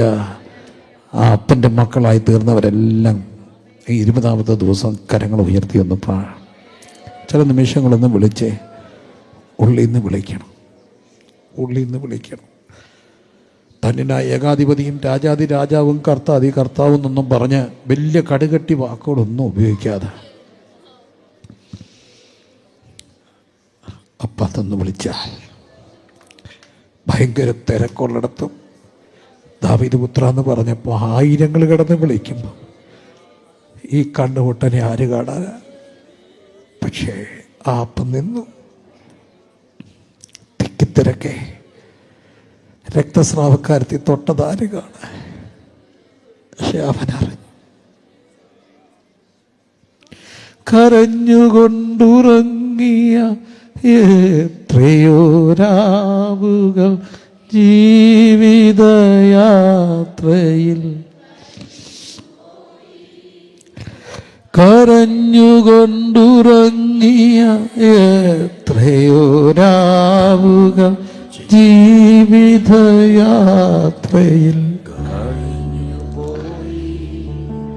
ഞെട്ടിയുണർന്നു ഞാൻ നോക്കുമ്പോൾ താൻ തലോടലുമായി നാഥൻ. എന്നെ സംബന്ധിച്ച് ഇതൊരു പ്രസംഗമല്ല. ഞെട്ടിയുണർന്ന എത്രയോ രാത്രികളിൽ അവൻ എൻ്റെ അടുത്ത് വന്നിട്ടുണ്ട്. ഞാനത് അനുഭവിച്ചിട്ടുണ്ട്. എനിക്ക് ദൈവമുണ്ടെന്ന് പറയാൻ തെളിവിൻ്റെ ആവശ്യം വേണ്ട. 1000 തെളിവുകൾ നിരത്തി ദൈവം ഇല്ലെന്ന് പറഞ്ഞാലും എനിക്ക് ദൈവമുണ്ടെന്ന് പറയാൻ തെളിവിൻ്റെ ആവശ്യമില്ല. കാരണം കരഞ്ഞുകൊണ്ടുറങ്ങിയ എത്രയോ രാവുകൾ ജീവിതയാത്രയിൽ കഴിഞ്ഞുപോയി. കരഞ്ഞുകൊണ്ടുറങ്ങിയ എത്രയോ രാവുകൾ ജീവിതയാത്രയിൽ കഴിഞ്ഞുപോയി. ഞെട്ടിയുണർന്നു ഞാൻ നോക്കുമ്പോൾ തലോടലുമായി നാഥൻ ചാരയുണ്ട്. ഞെട്ടിയുണർന്നു ഞാൻ നോക്കുമ്പോൾ തലോടലുമായി നാഥൻ ചാരയുണ്ട്. ആരാധന. കരങ്ങളെല്ലാം ഉയർത്തി ആരാധന. ഓ ആരാധന.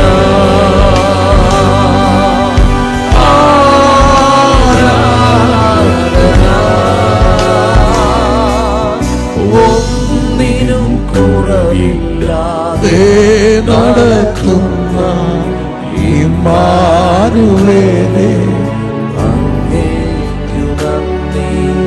ഒന്നിനും കുറവില്ലാതെ നടക്കുന്ന ഇമ്മാനുവേലേ, അങ്ങേക്കു നന്ദി. നന്ദിയാൽ നിറയുന്നു എന്നന്തരംഗം മനമേ നടത്തിയ വിധങ്ങളെ ഓർത്ത്. നന്ദിയാൽ നിറയുന്നു എന്നന്തരംഗം മനമേ നടത്തിയ വിധങ്ങളെ ഓർത്ത്. ഒന്നിനും കുറവില്ലാതെ നടക്കുന്ന ഇമ്മാനുവേലേ, അങ്ങേക്കു നന്ദി. ഒന്നിനും കുറവില്ലാതെ നടക്കുന്ന ഇമ്മാനുവേലേ, അങ്ങേക്കു നന്ദി. കൂടെ കൂടെ പറയുന്ന ഒരു സുഹൃത്തിന്റെ സാക്ഷ്യമുണ്ട്. സുഹൃത്ത് കെനിയക്കാരനാണ്. അദ്ദേഹം ഇന്ത്യയിൽ പഠിക്കാൻ വന്ന ഒരു സുഹൃത്താണ്. ഇന്ത്യയിൽ വന്ന് മാസ്റ്റേഴ്സ് എടുത്ത ഈ സഹോദരൻ എൻ്റെ ഒരു അടുത്ത സുഹൃത്തായി. അദ്ദേഹം നല്ല ശക്തനായ ശുശ്രൂഷകനാണ്. ഇന്ന് അനധിസാധാരണമായ വചന വെളിപ്പാടാണ്. മണിക്കൂറുകൾ പ്രാർത്ഥിക്കുന്ന ഒരു സഹോദരൻ. അദ്ദേഹത്തിന് ശുശ്രൂഷിക്കുമ്പോൾ എളിവനായി ഞാൻ പരിഭാഷപ്പെടുത്തുകയാണ്. പക്ഷേ പരിഭാഷ മുഴുമിപ്പിക്കാൻ പാടായിപ്പോയി. അദ്ദേഹം പറഞ്ഞു, ഇന്ന് ഞാൻ നിങ്ങളുടെ മുമ്പിൽ നല്ല ഒരു വലിയ ശക്തനായൊരു ശുശ്രൂഷകനായിട്ടാണ് നിൽക്കുക. പക്ഷേ അതല്ലായിരുന്നു എൻ്റെ ബാല്യം. അമ്മയുടെ വയറ്റിൽ ആരോ എന്നെ നിക്ഷേപിച്ചു. അപ്പൻ ആരാന്നറിയാതെ ഞാൻ വളർന്നു. ഇരുട്ടിൻ്റെ മറവിൽ അമ്മയ്ക്ക് കൊടുത്ത ആരോ കൊടുത്ത ഒരു സമ്മാനം, ഒരു ജീവപിണ്ഡം, ഒരു മാംസം, അതായിരുന്നു ഞാൻ. ജനിച്ചപ്പോൾ അപ്പൻ ആരാന്നറിയാതെ വളർന്നു. ആരൊക്കെയോ വളർത്തി അമ്മയുടെ സഹോദരിമാരൊക്കെ സ്കൂളിലാക്കി. അതുകൊണ്ട് തന്നെ സ്കൂളിൽ വളർന്നപ്പം നിക്കറ് മേടിക്കാൻ പലപ്പോഴും കീറി നിക്കറ്. അദ്ദേഹം പറയുക, ഫീസ് അടയ്ക്കാനില്ല, എല്ലാം കൊണ്ടും ബുദ്ധിമുട്ടാണ്. അങ്ങനെ പലപ്പോഴും അപമാനിക്കപ്പെട്ടു. എല്ലാ മക്കളെയും അപ്പന്മാർ കൊണ്ടുവരുമ്പോൾ, അവരുടെ PTA മീറ്റിങ്ങിന് പേരൻസ് വരുമ്പോൾ ഇവൻ ചുരുണ്ടു സങ്കടപ്പെട്ട് നിൽക്കുക. 9th എടുക്കാറായപ്പോഴായി കർത്താവിനെ കണ്ടത്. അന്ന് താൻ കാര്യം തീരുമാനിച്ച് ഇനി അമ്മയെ ബുദ്ധിമുട്ടിപ്പിക്കില്ല, അമ്മയോടൊന്നും ചോദിക്കില്ല, എല്ലാ ആവശ്യവും കർത്താവിനോട് ചോദിച്ചു. അങ്ങനെ ഇന്ത്യയിൽ വന്ന് പഠിച്ചു. വർഷങ്ങൾ കഴിഞ്ഞ് വലുതായി മിടുക്കനായി കഴിഞ്ഞപ്പോൾ ജന്മം കൊടുത്ത അപ്പനെ ഒരിക്കൽ കണ്ടു. അന്ന് അപ്പം ബലഹീനായി. ഇവൻ നല്ല ശക്തനാ ഫെലിക്സ്. അപ്പനോർത്തു ബലിഷ്ടമായ ഇവൻ്റെ കരങ്ങൾ അപ്പൻ്റെ കഴുത്തിൽ പിടിക്കും. അപ്പം പേടിച്ച് നിൽക്കുക. പക്ഷെ അപ്പനെ കുത്തിപ്പിടിച്ചില്ല, കെട്ടിപ്പിടിച്ചു. അപ്പനെയും കൊണ്ട് അടുത്ത ടെക്സ്റ്റൈൽ ഷോപ്പിൽ പോയി തനിക്ക് ജന്മം തന്ന ഒരിക്കൽ പോലും ഒരു മുട്ടായി മേടിച്ച് തരാത്ത, ഒരു ഫീസ് തരാത്ത അപ്പന് ഷർട്ട് മേടിച്ചു കൊടുത്തു, ഏറ്റവും നല്ല ബ്രാൻഡ് ഷർട്ട്. അത് കഴിഞ്ഞ് അപ്പനെയും കൊണ്ട് ഒരു നല്ല ഹോട്ടലിൽ കൊണ്ടുപോയി ബുഫേ കഴിക്കാൻ, ഏറ്റവും കോസ്റ്റ്ലി, ഏറ്റവും അവിടെ കിട്ടാവുന്ന ഏറ്റവും നല്ല ഹോട്ടലിൽ കൊണ്ടുപോയി എല്ലാം കഴിക്കാൻ നിർബന്ധിക്കുക. അപ്പം ചോദിച്ചു, നീ എന്നെ എന്തിനിങ്ങനെ കൊല്ലുന്നേ? നീ എന്നെ നീ എന്തായി ചെയ്യുക?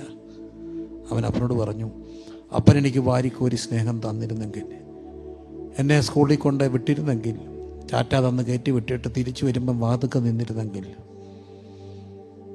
എനിക്ക് ഷർട്ട് മേടിച്ച് തന്നിരുന്നെങ്കിൽ, ഒരു കാര്യം ഇത്രയും അറിയത്തില്ലായിരുന്നു ഈ അപ്പനെ. പക്ഷെ അപ്പൻ നിഷേധിക്കുന്നതല്ല, വാരിക്കോരി തന്ന ഒരു അപ്പനെ എനിക്കറിഞ്ഞത് നിഷേധിക്കപ്പെട്ട ഒരു സ്ത്രീ. എത്രയോ അനാഥർ പറയും, അവിടുന്ന് എനിക്ക് പിതാവാ. കാൺമീൻ, അവനെ കൈക്കൊണ്ട് അവൻ്റെ നാമത്തിൽ വിശ്വസിക്കുന്ന ഏവർക്കും എല്ലാവരും ഉറക്കം പറഞ്ഞേ, ഞാൻ അനാഥനല്ല, ഞാൻ അനാഥനല്ല, ഞാൻ അനാഥനല്ല, ഞാൻ അനാഥനല്ല, എനിക്കൊരപ്പനുണ്ട്. Hallelujah, hallelujah, hallelujah. 1-ാം അധ്യായത്തിലെ പുതിയ ദൈവിക വെളിപ്പാട് പറയുകയാണ്, ദൈവം ജഡാവതാരം എടുത്തു. കാരണം അന്ന് പഴയ നിയമ എബ്രായ സങ്കല്പത്തിൽ ആ ചിന്തകളിലും വചനചിന്തകളിലും ഒക്കെ, അല്ലെങ്കിൽ അവരുടെ ദൈവസങ്കല്പങ്ങളിൽ, ദൈവവിചാരങ്ങളിൽ ദൈവം മനുഷ്യനായി അവതരിക്കുന്ന അവർക്ക് ചിന്തിക്കാൻ പോലും വയ്യ. അടുത്തുകൂടാത്ത വെളിച്ചത്തിൽ വസിക്കുന്ന, ആർക്കും ഒരിക്കലും കാണാൻ കഴിയാത്ത ദൈവം താണ്ട് 6 അടി പൊക്കത്തിൽ നമുക്ക് കാണാവുന്ന ഭാഗത്തിൽ, നമുക്ക് തൊടാവുന്ന ഭാഗത്തിൽ നമ്മുടെ കൂടെ നടക്കുന്ന ഒരു ദൈവത്തെ യോഹന്നാൻ പരിചയപ്പെടുത്തുകയാണ്. ഇതാണ് ക്രിസ്തുവിൻ്റെ ഏറ്റവും വലിയ പ്രത്യേകത. ആർക്കും തൊടാവുന്ന, ആർക്കും സംസാരിക്കാവുന്ന, ആർക്കും കാണാവുന്ന ദൈവം മനുഷ്യനായി തീർന്ന ദൈവം. Hallelujah, hallelujah. ആ ദൈവത്തെ വെളിപ്പെടുത്തിക്കൊണ്ട് യോഹന്നാൻ തൻ്റെ ചിന്തകളെ തുടങ്ങിയ യോഹന്നാൻ്റെ സുവിശേഷം 1-ാം അധ്യായത്തിൽ. 2-ാം അധ്യായത്തിലേക്ക് വരുമ്പോൾ കാണുന്നു, 3-ാം നാൾ ഗലീലയിലെ കാനാവിലൊരു കല്യാണമുണ്ട്. യോഹന്നാൻ പൊതുവെ ഉപയോഗിക്കുന്ന വാക്ക് അടയാളം എന്നൊരു വാക്കാണ്. അത്ഭുതം, മിറക്കിൾ എന്ന് ഉപയോഗിക്കുന്നില്ല, സയൻസ് എന്നൊരു വാക്കാണ് ഉപയോഗിക്കുക. അടയാളം ശരിക്കും എന്താ അടയാളം? What does it mean? Sign എന്ന് പറഞ്ഞാൽ എന്താ? നമ്മൾ റോഡിൽ പോകുമ്പോൾ ഒരു സൈൻ കണ്ടു, ഒരു ചെറിയ പാലം, അല്ല ചെറിയ 2 വര, ഇടുങ്ങിയ വഴി, അർത്ഥം മുമ്പിൽ എന്തോ ഉണ്ട്? പാലമുണ്ട്. പെട്ടെന്ന് ഒരു ഹമ്പിൻ്റെ സൈൻ കണ്ടു, അർത്ഥം. പെട്ടെന്നൊരു എസ് കണ്ടു, അർത്ഥം വലിയ എന്തോ ഉണ്ട്? വളവുണ്ട്. അപ്പോൾ എസ് ആണോ വളവ്? അല്ല, മുമ്പിൽ വരാൻ പോകുന്ന ഒന്നിനെ കാണിക്കുന്നതിൻ്റെ പേരാണ് എന്ത്? സൈൻ. യോഹന്നാൻ ഉപയോഗിക്കുന്ന സൈൻ എന്നൊരു വാക്കാണ്. യോഹന്നാൻ പറയുകയാണ്, 3-ാം നാൾ ഗലീലയിലെ കാനാവിൽ എന്തോ ഉണ്ടായിരുന്നു? കല്യാണം ഉണ്ടായിരുന്നു. എല്ലാവരും പറഞ്ഞ കാനാവിൽ കല്യാണം. 3-ാം നാൾ ഒരു പ്രതീക്ഷയുടെ ദിവസം, ക്രോണോളജിക്കൽ ഓർഡറിനേക്കാൾ ഉപരി അവിടെ ഒരു പ്രതീക്ഷയുടെ ദിവസമായിട്ട് കാണാം. 3-ാം നാൾ വേദോസത്തിലുണ്ട്. വേണമെങ്കിൽ 3-ാം നാൾ ഈ കടലൊക്കെ ആയിട്ട് ബന്ധപ്പെട്ടവർക്കറിയാം. കടലിലും ആയിട്ടൊക്കെ കടൽ തീരത്തുള്ള ആരെങ്കിലും ഉണ്ടോ? കടലൊക്കെ ആയിട്ട് ബന്ധപ്പെട്ട ചിന്തകളുണ്ട്. ഒരാളും കടലിൽ പോയ എത്ര ദിവസം വരും? മൂന്നാം പക്കം എന്ന് പറഞ്ഞൊരു സിനിമ പണ്ടുണ്ടായിരുന്നു. മൂന്നാം പക്കം. അയ്യോ, ഇനി സിനിമയുടെ പേര് പറഞ്ഞുകൊണ്ടൊന്നും പറയല്ലേ. പണ്ടത്തെ ഒരു സിനിമയാണ് മൂന്നാം പക്കം. ആര് കടലിൽ പോയാലും ഏത് ദിവസം വരും? മൂന്നാം പക്കം. ഞങ്ങൾക്കും അറിയാം, ആർട്ടിലൊക്കെ ഒരാൾ പോയാൽ 3-ാം ദിവസം ശവം പൊങ്ങും. 3-ാം ദിവസം ഒന്നും പൊങ്ങിയില്ല, പിന്നെ മിക്കവാറും എന്ത് ചെയ്യത്തില്ല, പൊങ്ങാൻ കിട്ടത്തില്ല. അപ്പം 3-ാം പക്കം ഒരു പ്രതീക്ഷയുടെ ദിവസമാണ്. 3-ാം നാൾ ഗലീലിലെ കാനാവിൽ എന്തുണ്ടായിരുന്നു? കല്യാണം ഉണ്ടായിരുന്നു. ആരെ ക്ഷണിച്ചു? യേശുവിനെ ക്ഷണിച്ചു. അല്ല, ആരെ കൂടെ ക്ഷണിച്ചു? ശിഷ്യന്മാരെയും ക്ഷണിച്ചു. അങ്ങനെ ശിഷ്യന്മാരും യേശു അവിടെ വന്നു. അവിടെ പ്രധാനപ്പെട്ട ഒരു കാര്യം ഇൻഗ്രീഡിയൻ്റാണ്. ഒരു കല്യാണത്തിന് വന്നാൽ ഏറ്റവും പ്രധാനപ്പെട്ട ഒരു കാര്യം എന്താ? ശുശ്രൂഷ പ്രധാനമാണ്. അതുപോലെ തന്നെ പ്രാധാന്യം മനുഷ്യൻ കൊടുക്കുന്ന ഒരു കാര്യം എന്താ? ഭക്ഷണം, അല്ലേ? ഭക്ഷണം. ക്രൈസ്തവ പാരമ്പര്യം മറക്കരുത്, വചന പാരമ്പര്യം മറക്കരുത്. വചന പാരമ്പര്യത്തിൽ തികയാതെ വരരുത്. ഒരു ഇടയോഗം നടത്തിയാൽ പോലും 50 പേരെ വിളിച്ചിട്ട് 25 പാലപ്പം കൊണ്ടിരിക്കരുത്. ഒന്നും കൊടുക്കരുത്. കൊടുക്കുകയാണെങ്കിൽ നല്ലപോലെ കൊടുക്കണം. കാരണം 5 അപ്പം കൊണ്ട് എത്ര പേരെ പോഷിപ്പിച്ചു? എന്നിട്ട് എന്തോ ചെയ്തു? ബാക്കി പറ, പെട്ടെന്ന് പറ. 20 ദിവസം ഉറക്കെ ബാക്കി എന്തോ ചെയ്തു? 12 കൊട്ട എന്തോ ചെയ്തു? നിറച്ചെടുത്തു. എന്തിന്? എനിക്ക് ഉത്തരം കിട്ടി. ഞങ്ങളുടെ കൊച്ചിലെ ഒരു പാവ ഉപദേശി റോഡേ പോയി സുവിശേഷ ഉപദേശിയ. അപ്പോൾ ഒരു കൺവെൻഷൻ ഈ അപ്പച്ചന് പ്രാർത്ഥിക്കാൻ സമയം കൊടുത്തു. അപ്പച്ചനാണ് ഒരു 1.5 പ്രാർത്ഥനയായിരുന്നു. പുള്ളി അങ്ങോട്ട് കയറി നിന്നൊരു പ്രാർത്ഥിച്ചു. കേട്ടോ മോളെ, കേട്ടോ? ശരിയാ. 5 അപ്പം കൊണ്ട് 5000 പോഷിപ്പിച്ച്. 5000 പോഷിപ്പിച്ച് എല്ലാത്തിനും തൃപ്തിപ്പെടുത്തിയിട്ട് അതിൻ്റെ മിച്ചം എല്ലാം കൂടെ 12 കൊട്ട നിറച്ചെടുപ്പിച്ചിട്ട് അത് 12 അപ്പോസ്തലൻ വെച്ച് വേള ഇവിടെ എന്ന് പറഞ്ഞ് അവന്മാരുടെ തലയിലോട്ട് വെച്ച് കൊടുത്തിട്ട് പോളാ വീട്ടിൽ നിന്ന് പറഞ്ഞ് 12 മുക്കവക്കൊടിലെ പട്ടിണി മാറ്റിയ കർത്താവേ. കേട്ടോ? 5 അപ്പം കൊണ്ട് 5000 പോഷിപ്പിച്ചു. എന്നിട്ട് 12 മുക്കവക്കൊടിലെ എന്തോ മാറ്റി? പത്രോസിന് അമ്മായിമ്മ ഉണ്ടായിരുന്നോ? അമ്മായിമ്മയ്ക്ക് എന്തോ പിടിച്ചു? അമ്മായിമ്മയ്ക്ക് പനി പിടിച്ചു. കർത്താവ് സൗഖ്യമാക്കി, ഇല്ലേ? അപ്പം മിക്കവാറും ആര് കാണാം? അമ്മായിമ്മ ഉണ്ടെങ്കിൽ ആര് കാണും? ഭാര്യ ഉണ്ടെങ്കിൽ എന്ത് കാണാം? പിള്ളേർ കാണാം. ഏതായാലും ഈ പിള്ളേർ പട്ടിണിയല്ലേ, ഇയാളിങ്ങനെ പോകുന്നില്ലേ? അവരുടെ കാര്യം ആര് നോക്കി? കർത്താവ്. അതിനടിക്കാൻ മിച്ചം വെച്ച് കൊടുത്തു എന്നാണ് ആ ഉപദേശി പ്രാർത്ഥിച്ചത്. ഏതായാലും പറക്കിപ്പിച്ചില്ലേ? അപ്പം ക്രൈസ്തവ പാരമ്പര്യം എന്ന് പറയുന്നത് മിച്ചം വരണം. അടുത്ത വീടുകളിലൊക്കെ എന്തോ ചെയ്യണം? കൊടുക്കണം. കേട്ടോ? കൊടുക്കണം. ഫ്രീസറിൽ വെച്ചിട്ട് 1 മാസം കഴിപ്പിക്കരുത്.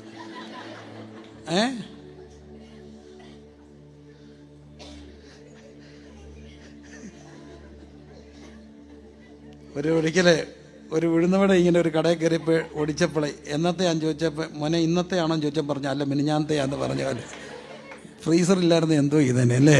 അപ്പോൾ അതെല്ലാം അയൽ വീടുകളിലൊക്കെ എന്തോ ചെയ്യണം? ഒരു പ്രാർത്ഥന നടന്നാലേ അടുത്തുള്ളവർക്ക് കൊടുക്കണം. അതാണ്. ഏതായാലും മിച്ചം വരണം, അതല്ലേ? അപ്പം കല്യാണം കഴിഞ്ഞാൽ തികഞ്ഞില്ലല്ലോ, നാണക്കേടല്ലേ?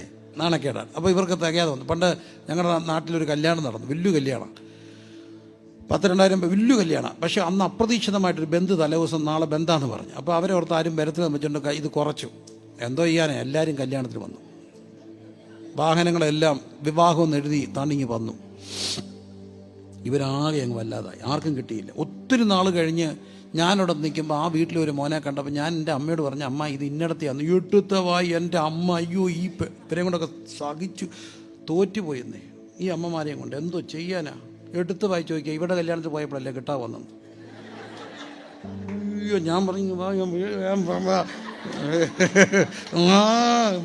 അമ്മ പറഞ്ഞടാ പറ്റിപ്പോയി, സോറിയടാ, മോശമായെന്ന് എനിക്കും അറിയാം. പക്ഷെ അന്ന് തികയാതെ വന്നത് ഇപ്പോഴും എന്തുകൊണ്ട് ഓർമ്മയിലുണ്ട്. തികയാതെ വന്ന നാണക്കേടല്ലേ? നാണക്കേട്. ഇതാരാ അറിഞ്ഞത്? അല്ല, ആരാ അറിഞ്ഞേ? അമ്മ അറിഞ്ഞു. അമ്മ അറിഞ്ഞു. അമ്മമാരെല്ലാം കൈപൊക്കിക്ക്. അമ്മ എന്ന് പറയുന്ന വലിയൊരു സംഭവമാണ് കേട്ടോ.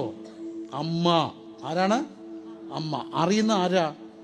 അമ്മയാണ്. അമ്മയാണ്. അപ്പം സ്ഥാനം അറിയാറില്ല. പിള്ളേർ താമസിച്ചു വന്നില്ല, പറയുന്ന ആരാ? അമ്മയാണ്. അപ്പം പറയാം അവിടെ കാണുകൂടി നീ കിടക്കേണ്ടത്. ടെൻഷൻ അടിക്കുന്ന ആരാ?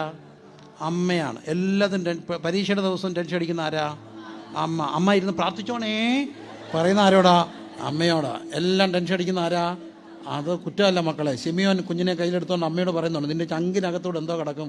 വാള് കിടക്കും. അമ്മ. പക്ഷേ ഈ അമ്മയ്ക്കൊരു വലിയ കഴിവുണ്ട്. ഒന്നുകൂടെ പൊക്കിക്ക് അമ്മമാരെല്ലാം കൈ. അമ്മമാർക്കൊരു കഴിവുണ്ട്. ഏത് വീടിൻ്റെയും ചുറ്റിക്കളി പിള്ളേരുടെ എല്ലാം പൊക്കുന്ന ആരാ? അച്ചായന്മാരുടെ ചുറ്റിക്കളി വരെ ആര് പൊക്കും? മനുഷ്യ നിങ്ങളെ പൈസ എന്തിയേ നിങ്ങളിത് ആർക്കാ കൊടുക്കുന്നേ? ഇതെവിടാ ഇത് നിങ്ങൾ പറ ആണോ? പൊക്കുന്ന ആരാ? ഈ അച്ഛൻ എവിടെങ്കിലും ഒരു ചുറ്റിക്കളി ഉണ്ടെങ്കിൽ അമ്മ പൊക്കുമെന്ന് പിടിക്കും, കൊച്ചിനെ പിടിക്കും, ബലം കുത്തിക്ക്. മര്യാദയാണെങ്കിൽ മര്യാദ. അപ്പോൾ എല്ലാം ഞാൻ ഈ ഒത്തിരി യൂത്ത് ക്യാമ്പ് എൻ്റെ മക്കളെ ഈ ലവ് സെക്സ് മാരേജ് എടുക്കാൻ പോകാറുണ്ട്. ലവ് സെക്സ് ഇതിനെപ്പറ്റി കേൾക്കണം. അപ്പോൾ ഈ പിള്ളേരെന്നോട് ചോദിച്ചാൽ അങ്കിളുടെ പ്രേമമൊക്കെ എങ്ങനെയായിരുന്നൊക്കെ ചോദിച്ചു. ഞാൻ പറഞ്ഞു, മക്കളെ, എനിക്ക് പ്രേമം തോന്നിയതിനോട് എന്നോട് തോന്നിയില്ല, എന്നോട് തോന്നിയതിനോട് എനിക്ക് തോന്നിയില്ല. ഞങ്ങൾ രണ്ടും കൂടെ അടുത്തപ്പോൾ ഈ അമ്മ വെളിപ്പാട് കണ്ടു, പൊട്ടി. അപ്പോൾ എൻ്റെ ഭാര്യ അതിനും പറയും, പിള്ളേർ വലിയ കാര്യങ്ങളൊക്കെ ടൂറ് പോകാനൊക്കെ പ്ലാൻ ചെയ്യും, ഞങ്ങൾ പോവാണ്, ഞാൻ വേണോ? അവളോട് പറയും, മിണ്ടണ്ട, പ്രാർത്ഥിക്കാം. അവർ പ്ലാൻ ചെയ്തോട്ടെ, ഞാൻ ഏറ്റു പൊട്ടിക്കുന്ന കാര്യം. രാവിലെ എഴുന്നേറ്റ് പോകുന്നില്ലേ? ഇല്ല, എന്നാണ് പനിക്കുന്നു. ദേ പ്ലാൻ, ഞങ്ങൾ പൊട്ടിക്കും. അതാണ് അമ്മ. അമ്മ സമം അറിയുന്നവൾ സമം ആര്? അമ്മ. എല്ലാ അമ്മയും അറിയണം കേട്ടോ. എല്ലാ അമ്മയും എന്താകണം? അറിയുന്നവളാകണം. അമ്മ സമം അറിയുന്ന. ഈ അമ്മ ഇത് ആരോട് പറഞ്ഞു? യേശുവോട് പറഞ്ഞു. അതാണ് അതിൻ്റെ ഏറ്റവും വലിയ പ്രത്യേകത. അമ്മ ഇത് ആരോട് പറഞ്ഞു? യേശുവിനോട് പറഞ്ഞു. യേശു എന്തോ ചെയ്തു? കോരി നിറപ്പിയും കൊണ്ട കൊടുപ്പിയെന്ന് പറഞ്ഞു. ഇരു ചെവി അറിയാതെ അത് എന്ത് ചെയ്തു? പരിഹരിച്ചു. ഇവരൊത്തിരി ദിവസം കൊണ്ടാണ് ഈ 2-ാം അധ്യായത്തിൽ ഒരു പുതിയ വീഞ്ഞ. അന്ന് ഈ മിശിഹ വരുമ്പോൾ വീഞ്ഞിൻ്റെ സർപ്ലസ് ആയിരിക്കും എന്നൊരു ചിന്തയുണ്ട്. അപ്പോൾ അവർക്കറിയാം പുതു വീഞ്ഞ് യേശു വന്ന മിശിഹ വരുമ്പം ഭയങ്കര സർപ്ലസ് ഓഫ് വൈൻ. വൈൻ എന്തിനാ കാണിക്കുന്ന? സന്തോഷം, ആനന്ദം, ആ ഒരു സെലിബ്രേഷൻ, ഇതെല്ലാം കാണിക്കുന്നതിൻ്റെ പേരാ എന്ത്? വൈന. വൈൻ ഒത്തിരി സന്തോഷത്തിൻ്റെ ഒരു അടയാളമായിട്ടൊക്കെയാണ് കാണുക. അപ്പോൾ അങ്ങനെയെങ്കിലും ഇവിടെയൊക്കെ വൈൻ പോയി, സന്തോഷം പോയി. അതുതന്നെയല്ല, ഇതറിഞ്ഞ നിത്യ ഒരു ലജ്ജയ്ക്ക് കാരണവുമാകും. അവരാ കാര്യം ആരോട് വന്ന് പറഞ്ഞു? യേശുവിനോട് പറഞ്ഞു. ഇരു ചെവി അറിയാതെ ആര് പരിഹരിച്ചു? യേശു. സത്യത്തിൽ അവർ ഒത്തിരി ദിവസം കൊണ്ടല്ലേ ആ കല്യാണത്തിന് വേണ്ടി പ്ലാൻ ചെയ്യുന്നത്? വൈൻ ഒരു ദിവസം കൊണ്ടുണ്ടാകുമോ? ഇല്ല. എത്രയോ ദിവസം മുമ്പ് മുന്തിരി മേടിച്ച് എന്തെല്ലാം കാര്യങ്ങൾ ചെയ്തായിരിക്കാം അത് വൈനായിട്ട് രൂപപ്പെടുക. അപ്പോൾ എന്തോരം പേരെ വിളിക്കണം, എന്തോരം പേര് വരും, അവർക്ക് എത്ര പേർക്ക് ഓർഡർ ചെയ്യണം, ഇതൊക്കെ ഒത്തിരി ആലോചിച്ചാൽ. കല്യാണമൊക്കെ നടക്കാൻ പോകുന്നവർ ഇതിനകത്ത് ഇരിപ്പുണ്ട്. എന്തുമാത്രം ആലോചിച്ചായിരിക്കാം ഒരു കല്യാണത്തിന് ഓർഡർ ചെയ്യുന്നത്. മിച്ചം വരണം. ഒത്തിരി തൂയി കളഞ്ഞില്ലെങ്കിലും തികയാതെ എന്ത് ചെയ്യരുത്? വരരുത്. അത് നമ്മുടെ ഒരു ക്രിസ്ത്യൻ പ്രിൻസിപ്പിളാണ്. അപ്പം ഇതെല്ലാം കണക്കൂട്ടിലും തെറ്റി. ഈ മനുഷ്യ ജീവിതത്തിൽ ഇങ്ങനെയാണ്, കണക്കെല്ലാം തെറ്റാം. മനുഷ്യത്തിൻ്റെ കണക്കെല്ലാം തെറ്റും. അവിടെ കൊച്ചിനെ ഉക്രൈനിൽ പഠിപ്പിക്കാൻ വിട്ടു, 2ാമത്തെ കൊച്ചിനെ കാനഡ അവിടെ വിട്ടു, വേറൊരു കൊച്ചിനെ ഇവിടെ ചേർത്തു. എല്ലാം ഒറ്റ കാര്യം, അച്ഛൻ്റെ ശമ്പളമാണ്, ഗൾഫിലാണ്, നല്ല ജോലിയാണ്. ആ ലോൺ സാലറി സ്കെയിൽ കാണിക്കുമ്പോൾ ബാങ്ക് ഇതിൻ്റെ സ്റ്റേറ്റ്മെൻറ്റ് കാണിക്കുമ്പോൾ ലോൺ പാസ്സാണ്. പക്ഷേ പെട്ടെന്നായിരുന്നു അത് സംഭവിച്ചത്. ഒരു ദിവസം കമ്പനി ചെന്നപ്പം ഒരു കവർ കൊടുത്തു. പ്രൊമോഷനാണെന്നാണ് തോന്നുന്നത്. പൊട്ടിച്ചപ്പോൾ ടെർമിനേഷനാണ്, ജോലി പോയി. എന്തോ ചെയ്യും? കണക്ക് തെറ്റിയില്ലേ? പിള്ളേർ പഠിച്ചുകൊണ്ടിരിക്കുക. മനുഷ്യൻ്റെ കണക്കാണ് തെറ്റുക. വീട് പണിയുടെ കണക്ക് തെറ്റി, വീട് പൂർത്തീകരിച്ചില്ല. പെങ്കൊച്ചിനെ പഠിക്കാൻ വിട്ടപ്പോൾ അവർക്ക് ഭയങ്കര സന്തോഷമായിരുന്നു. സത്യത്തിൽ ഒത്തിരി വീടിൻ്റെ പ്രശ്നമാണ്. നമ്മളത് പെൺകുട്ടി BSc നഴ്സിംഗ് പഠിച്ചു കഴിയുമ്പോൾ അവൾ അടുത്തതിനെയൊക്കെ പഠിപ്പിച്ചോളും, പഠിച്ചു തീർന്നു. ഇനി അവളൊന്ന് OET എഴുതി അങ്ങ് പൊക്കോളും. അപ്പോൾ അനിയത്തിയെ പഠിപ്പിക്കാം. ഇതൊക്കെ അപ്പൻ ഇങ്ങനെ കണക്ക് കൂട്ടിക്കൊണ്ടിരിക്കുമ്പോഴാണ് നല്ലൊരു കല്യാണം വന്ന് വിദേശത്തു നിന്നാണ്. കല്യാണം ആലോചിച്ചപ്പോൾ ഇവളിങ്ങനെ ഉടക്കി നിൽക്കുക. ഇപ്പം വേണ്ട, അതിന് പപ്പായെ ഞാൻ കുറച്ചുകൂടെ സഹായിക്കാൻ ജോലി ചെയ്തു. പപ്പ പറഞ്ഞ്, സഹായിക്കണ്ട, എന്നെ സഹായിക്കണ്ട, ഞാൻ ജീവിച്ചോളാം, നീ പൊക്കോ. പക്ഷെ കല്യാണം മുറുകിയപ്പോൾ അവൾ പറഞ്ഞു, എനിക്ക് വേണ്ട. അതെന്നാ നിങ്ങൾ പറ ഐശ്വര്യ, അതെന്നാ? വേറെ ഐശ്വര്യക്ക് അറിയാം. അതാണോ? പിള്ളേർക്കെല്ലാം അറിയാം. അവക്കില്ല കേട്ടോ, അവൾ പാവം വെച്ചാ, നല്ല വെച്ചാ. വേറൊരാളാരാ ചോദിച്ചപ്പോഴാണ് പറഞ്ഞത്. ഒരു വിശ്വാസവും ഇല്ല, ഒന്നുമില്ല. ചുമ്മാ മുടിയും വളർത്തി അതുവഴി ഇതുവഴി നടക്കുന്ന ചെറുക്കനാ. എന്തോ ചെയ്യും? അപ്പൻ എന്തോ എന്നറിയാമോ? വാക്കത്തി എടുത്തു, വെട്ടി കീറിക്കളയും. ഞാൻ കീറൂ? അമ്മ ഇടയ്ക്ക് കയറി, കീറണ്ട. അമ്മ പറഞ്ഞു, ഞാൻ കെട്ടണോടി, എടീ കെട്ടണോ, എടീ കെട്ടണോ, കെട്ടണോടി. 3 ഇടി. പണ്ടത്തെ പെണ്ണാന്നേ പറഞ്ഞതിനെ കെട്ടണ്ട, അമ്മ ഇടിക്കല്ലേ. ഇപ്പോഴത്തെ പെണ്ണ് പറയും, ഒന്നും മിണ്ടത്തില്ല, കല്ല് പോലെ നിൽക്കും. അപ്പോഴത്തെ തിയേറ്ററിൽ നിന്നൊരു പാട്ട് വരുന്നു, നെഞ്ചിലാകെ കല്ലാണ്. അങ്ങനെ പാട്ടില്ലേ? നെഞ്ചിലാകെ കല്ലാണ്. കല്ലായതിൻ്റെ ഇത് അലിയത്തില്ല. നമ്മുടെ അമ്മമാരെ എല്ലാം നമ്മളെ അലിയിപ്പിച്ച് ഒന്നി തന്നത്താ ഇടിച്ച. എനിക്കറിയത്തില്ല ഇവിടുത്തെ കാര്യം. നാടൻ അമ്മ കൊല്ലടീ വേണോടീ വേണ്ട. രണ്ടാമത്തെ ഒരു കഥ പറഞ്ഞ 9 മാസം. ഈ 9 മാസത്തിൻ്റെ കണക്ക് പറയുമ്പോൾ ഒരു വൈബ്രേഷനൊക്കെ ഉണ്ട്. 9 മാസം. പക്ഷെ ഞങ്ങളുടെ നാട്ടിലെ ന്യൂജൻ ചെറുക്കൻ അത് പൊട്ടിച്ചു. 9 മാസത്തെ കണക്ക്. അമ്മ എന്നാ എടാ നന്ദിയുണ്ടോ? എന്നോട് നന്ദി വേണ്ട. അതിനാ 9 മാസം കഴിഞ്ഞ് അമ്മയ്ക്ക് പ്രസവനം വന്നപ്പോൾ ഞാൻ ഇറങ്ങി വന്നില്ലായിരുന്നേ അമ്മ എന്തോ ഇതിന്. ഞാൻ മര്യാദയ്ക്ക് തലയും കുത്തി പോകുന്നോണ്ടല്ലേ അമ്മ രക്ഷപ്പെട്ടെ. അല്ലായിരുന്നെങ്കിൽ നെഞ്ച് പൊട്ടി BP കൂടി അമ്മ ചത്തുപോത്തില്ലേ. അതുകൊണ്ട് എപ്പോൾ എന്നെ കണ്ടാലും മോനെ നന്ദി, എന്തിന് മര്യാദയ്ക്ക് ഇറങ്ങി പോകുന്നതിന് എന്ന് പറയണം. അവനും ഭയങ്കര തട്ടുമുടുക്കനായിരുന്നല്ലേ. 3-4 കിലോ ഉണ്ടായിരുന്നു. അവൻ ഇറങ്ങി വന്നിട്ട് എന്തോ ഇതിന് അവർ ചത്തുപോത്തില്ലേ. അപ്പോൾ ന്യൂജൻ്റെ അടുക്കലൊന്നും ഇത് നടക്കത്തില്ല. നടക്കുമോ? ഇല്ല. അമ്മയുടെ ഇടി വെയിറ്റില്ല, അമ്മയുടെ കരച്ചിൽ വെയിറ്റില്ല. അവസാനം ഉപദേശിയെ കൊണ്ടുവന്ന് എന്താണ്? പ്രാർത്ഥിച്ച് വെള്ളം കൊടുക്കുക. കൂടോത്രം കൈവശം. ഒരു പെങ്കൊച്ചിന് വെള്ളം കൊടുത്തപ്പോൾ അവൾ എൻ്റെ ചെവി പറഞ്ഞു, എൻ്റെ പൊന്നു പാസ്റ്ററെ, ഒരു കുട്ടകം വെള്ളം പല ഉപദേശിച്ച് പല തന്നു. ഒരു കുട്ടക കണക്കിന് വെള്ളം ഇത് പോത്തില്ല. ഇത് പോത്തില്ല, ഇത് കെട്ടിയാലേ പോത്തു. ഇത് കൂടോത്രമൊന്നും അല്ല, എനിക്കിഷ്ടമാണ്. എന്തോ ചെയ്യും, കണക്ക് തെറ്റിയില്ലേ. മോൻ പഠിക്കാൻ പോയി വന്നു, പോട്ടെ, പഠിച്ചില്ലെങ്കിലും സാരമില്ല. പക്ഷേ കഞ്ചാവാന്നറിഞ്ഞപ്പോൾ കണക്ക് തെറ്റിയില്ലേ. അവർ രണ്ടും കൂടെ ഭാര്യയും ഭർത്താവും കൂടി ഇങ്ങനെ ബുള്ളറ്റേ പോകുമായിരുന്നു. എന്നോട് പറഞ്ഞാൽ മുടിയൊക്കെ അടിച്ചിട്ട് സന്ധ്യയാകുമ്പം ഭാര്യയും ഭർത്താവും കൂടി ഒരു പോക്കുണ്ട്. അഴകായിരുന്നു കാണാൻ, അഴക മുടി. പുള്ളിക്കൊരു കാറൊക്കെ ഉണ്ടല്ലോ, ഇങ്ങനെ ഭാര്യയെ കുളിപ്പല്ല് കെട്ടി ഇങ്ങനെ ബുള്ളറ്റേ പോകും. കാണാൻ ചന്തം, എല്ലാവരും നോക്കും. പുള്ളിക്കൊരു സ്വകാര്യ അഹന്തി. പക്ഷെ ഒരു ബയോപ്സി, നേരെ RCC. തിരിച്ചു വന്നപ്പം മുടിയില്ല. ആദ്യം ചെയ്ത് ബുള്ളറ്റ് വിൽക്കുക. കണക്ക് തെറ്റിയില്ലേ. എല്ലാ കണക്കൂട്ടും തെറ്റും, എല്ലാവരുടെയും തെറ്റും. പക്ഷേ ഈ കണക്കെല്ലാം തെറ്റുമ്പോൾ ഒരാളിങ്ങനെ നടന്നു വരും. കണക്ക് തെറ്റുമ്പം വരും.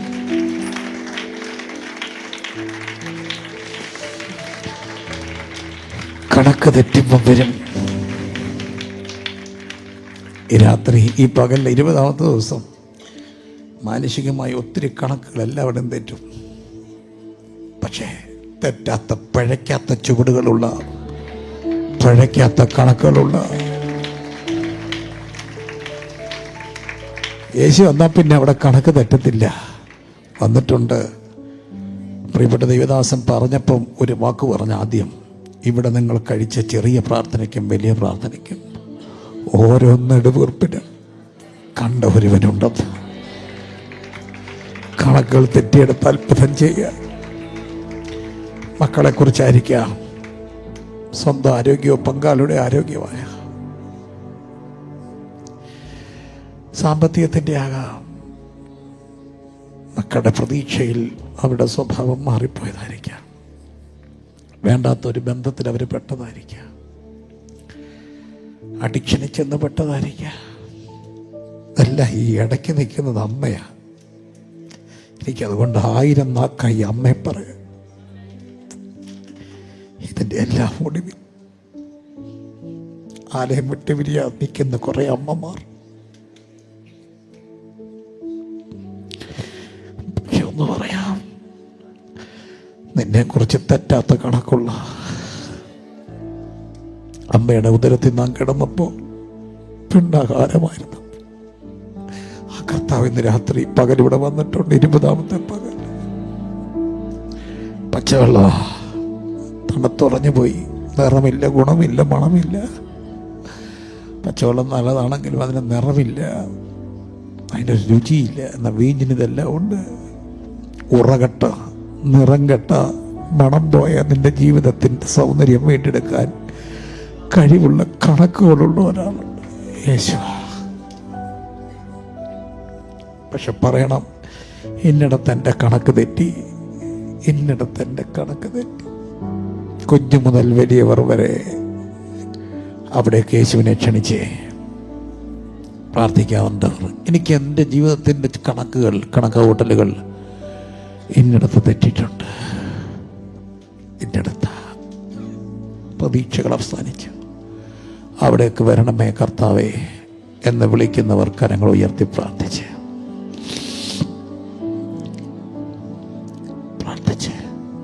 ഒരു പുതിയ ഹിസ്റ്ററി തുടങ്ങാൻ ഇന്ന് ആ കുടുംബം അറിയപ്പെടുന്നത് തികയാതെ പോയ കുടുംബമായിട്ടല്ല, പച്ചവെള്ളം മെയിനാക്കിയ കുടുംബമായിട്ടാ. ഇന്ന് ആ കുടുംബം അറിയപ്പെടുന്നത് കല്യാണത്തിന് പോയിട്ട് തികയാതെ വന്ന കുടുംബമായിട്ടല്ല, അവരുടെ കല്യാണത്തിനായി യേശു വെള്ളം മെയിനാക്കി. എന്ത് പ്രതീക്ഷതയോടെ ആ പെൺകുട്ടിയെ കെട്ടിച്ച വീട്ടിൽ വിട്ടത്. അപ്പോഴാണ് അറിയുന്നത് അവൻ മനസ്സിരോഗിയാന്ന്.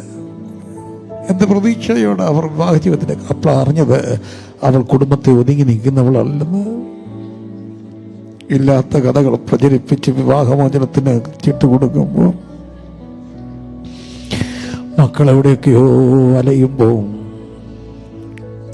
സാമ്പത്തിക പ്രതിസന്ധികൾ വേട്ടയാടുമ്പോൾ, ബിസിനസ്സുകൾ, സ്വപ്നങ്ങൾ തകരുമ്പോൾ, മൂന്നാം നാൾ ഗലീലയിലെ കാനാവിൽ വന്ന കർത്താവ് ഇന്ന് പകൽ ഇവിടെ വന്നിട്ടുണ്ട് ചിലരുടെ ജീവിതത്തിൽ അത്ഭുതം ചെയ്യാൻ. ഈ 20-ആം പകൽ എൻ്റെ യേശു വന്നിട്ടുണ്ട് കണക്കുകൾ തെറ്റിയെടുത്ത് അത്ഭുതം ചെയ്യാൻ. കുഞ്ഞെ, കണക്ക് തെറ്റിയെടുത്ത് അത്ഭുതം ചെയ്യുന്ന യേശു, യേശുവിൻ്റെ നാമത്തിൽ ഇന്ന് പകൽ തെറ്റിയ കണക്കുകൾ, തെറ്റിയ കണക്കുകൂട്ടലുകൾ അത് യേശുവിനോട് പറഞ്ഞ് 1 മിനിറ്റ് എടുത്ത് എല്ലാവരും അത് യേശുവിനോട് പറഞ്ഞ് തെറ്റിയ കണക്കുകൂട്ടലുകളെല്ലാം കർത്താവിനോട് പറഞ്ഞ്, ഇന്നടത്ത് തെറ്റിപ്പോയി എൻ്റെ കണക്ക്, ഇന്ന വിഷയത്തിൽ ഞാൻ കർത്താവ് എൻ്റെ ചിന്തകൾ തെറ്റി, ഞാൻ മിടുക്കനായിരുന്നു പക്ഷേ അതെൻ്റെ തെറ്റിപ്പോയി, എന്നെ സഹായിക്കണമേ. അമ്മ അവരോട് പറയുക, യേശുവിൻ്റെ നാമത്തിൽ കർത്താവേ, ഇവിടെ നിന്നുകൊണ്ട് അവരുടെ കണക്കുകൾ തെറ്റിയ സങ്കടങ്ങൾ കർത്താവിനോട് പറയുന്ന ഓരോരുത്തരെയും എളിവനായി ഞാൻ ഏൽപ്പിച്ച് പ്രാർത്ഥിക്കുന്നു. അതെന്തു ആകട്ടെ, തലമുറകൾ, കുടുംബം, ബിസിനസ്, ശുശ്രൂഷ, സാമ്പത്തികം, ആരോഗ്യം, ജീവിത പങ്കാളി, എന്തു ആട്ടെ, ഈ രാത്രി പകൽ യേശുവിനോട് പറഞ്ഞേ, അങ്ങനെയുള്ളവരെല്ലാം പറഞ്ഞേ, പച്ചവെള്ളം വീഞ്ഞാക്കിയതുപോലൊരു അത്ഭുതം യേശുവിൻ്റെ നാമത്തിൽ നടക്കട്ടെ. പച്ചവെള്ളം വീഞ്ഞാക്കിയതുപോലൊരു അത്ഭുതം, വചനത്തിൻ്റെ ഒരു അത്ഭുതം ഇന്ന് പകൽ ഇവിടെ നടക്കട്ടെ. കഴിഞ്ഞ 29 ദിവസങ്ങൾ ഇവിടെ വാരി വിതറിയ ദൈവ വചനത്തിൻ്റെ ശക്തി ഈ 20-ആം പകൽ ഇവിടെ വ്യാപരിച്ചു കൊണ്ടിരിക്കുക. കർത്താവ് പറഞ്ഞു, നിന്റെ വചനത്തെ വെറുതെ തിരിച്ചു വരത്തില്ല, നിന്റെ അപ്പത്തെ നീ വെള്ളത്തമ്മേ എറിയുക. എത്രയോ ദൈവദാസന്മാർ ഇവിടെ പറഞ്ഞ് എറിഞ്ഞ ദൈവ വചനങ്ങൾ ഇതിനകത്തുണ്ടല്ലോ, അതെല്ലാം ജീവനായി പരിണമിക്കട്ടെ. യേശുവിൻ്റെ നാമത്തിൽ കണക്കുകൾ തെറ്റിയ ചില ജീവിത മേഖലകളിലേക്ക് ഒരത്ഭുതത്തിൻ്റെ കരവുമായി കർത്താവ് ഇന്ന് എഴുന്നള്ളി വരുന്നതിനായി സ്തോത്ര. ക്ഷണിച്ച് വ്യക്തിപരമായി അത് കർത്താവിനോട് പറ, ഇന്നിടത്താണ് എൻ്റെ പ്രശ്നം, ഇന്നിടത്താണ് ഞാൻ സ്ട്രഗിൾ ചെയ്യുന്നത്, ഇന്ന വിഷയമാണ് കർത്താവ് എൻ്റെ പ്രതിസന്ധി, ഇന്നിടത്ത് അത് നടന്നില്ലെങ്കിൽ ഞാൻ അപമാനിക്കപ്പെടാ, കർത്താവ് എന്നെ സഹായിക്കണമേ. ഹല്ലേലൂയ. യേശുവിൻ്റെ നാമത്തിൽ 3-ആം നാൾ ഗലീലയിലെ കാനാവിൽ വന്നത് ഒരു ചരിത്ര സംഭവമാണ്. അത് അടയാളങ്ങളുടെ ആരംഭമാണെങ്കിൽ അതിന്നും 2000 വർഷമായി തുടർന്നുകൊണ്ടിരിക്കുന്ന അടയാളമാണ്. ഇന്ന് പകൽ ഇവിടെയും ആ അടയാളം ചെയ്യാൻ എൻ്റെ കർത്താവ് വന്നിട്ടുണ്ട്.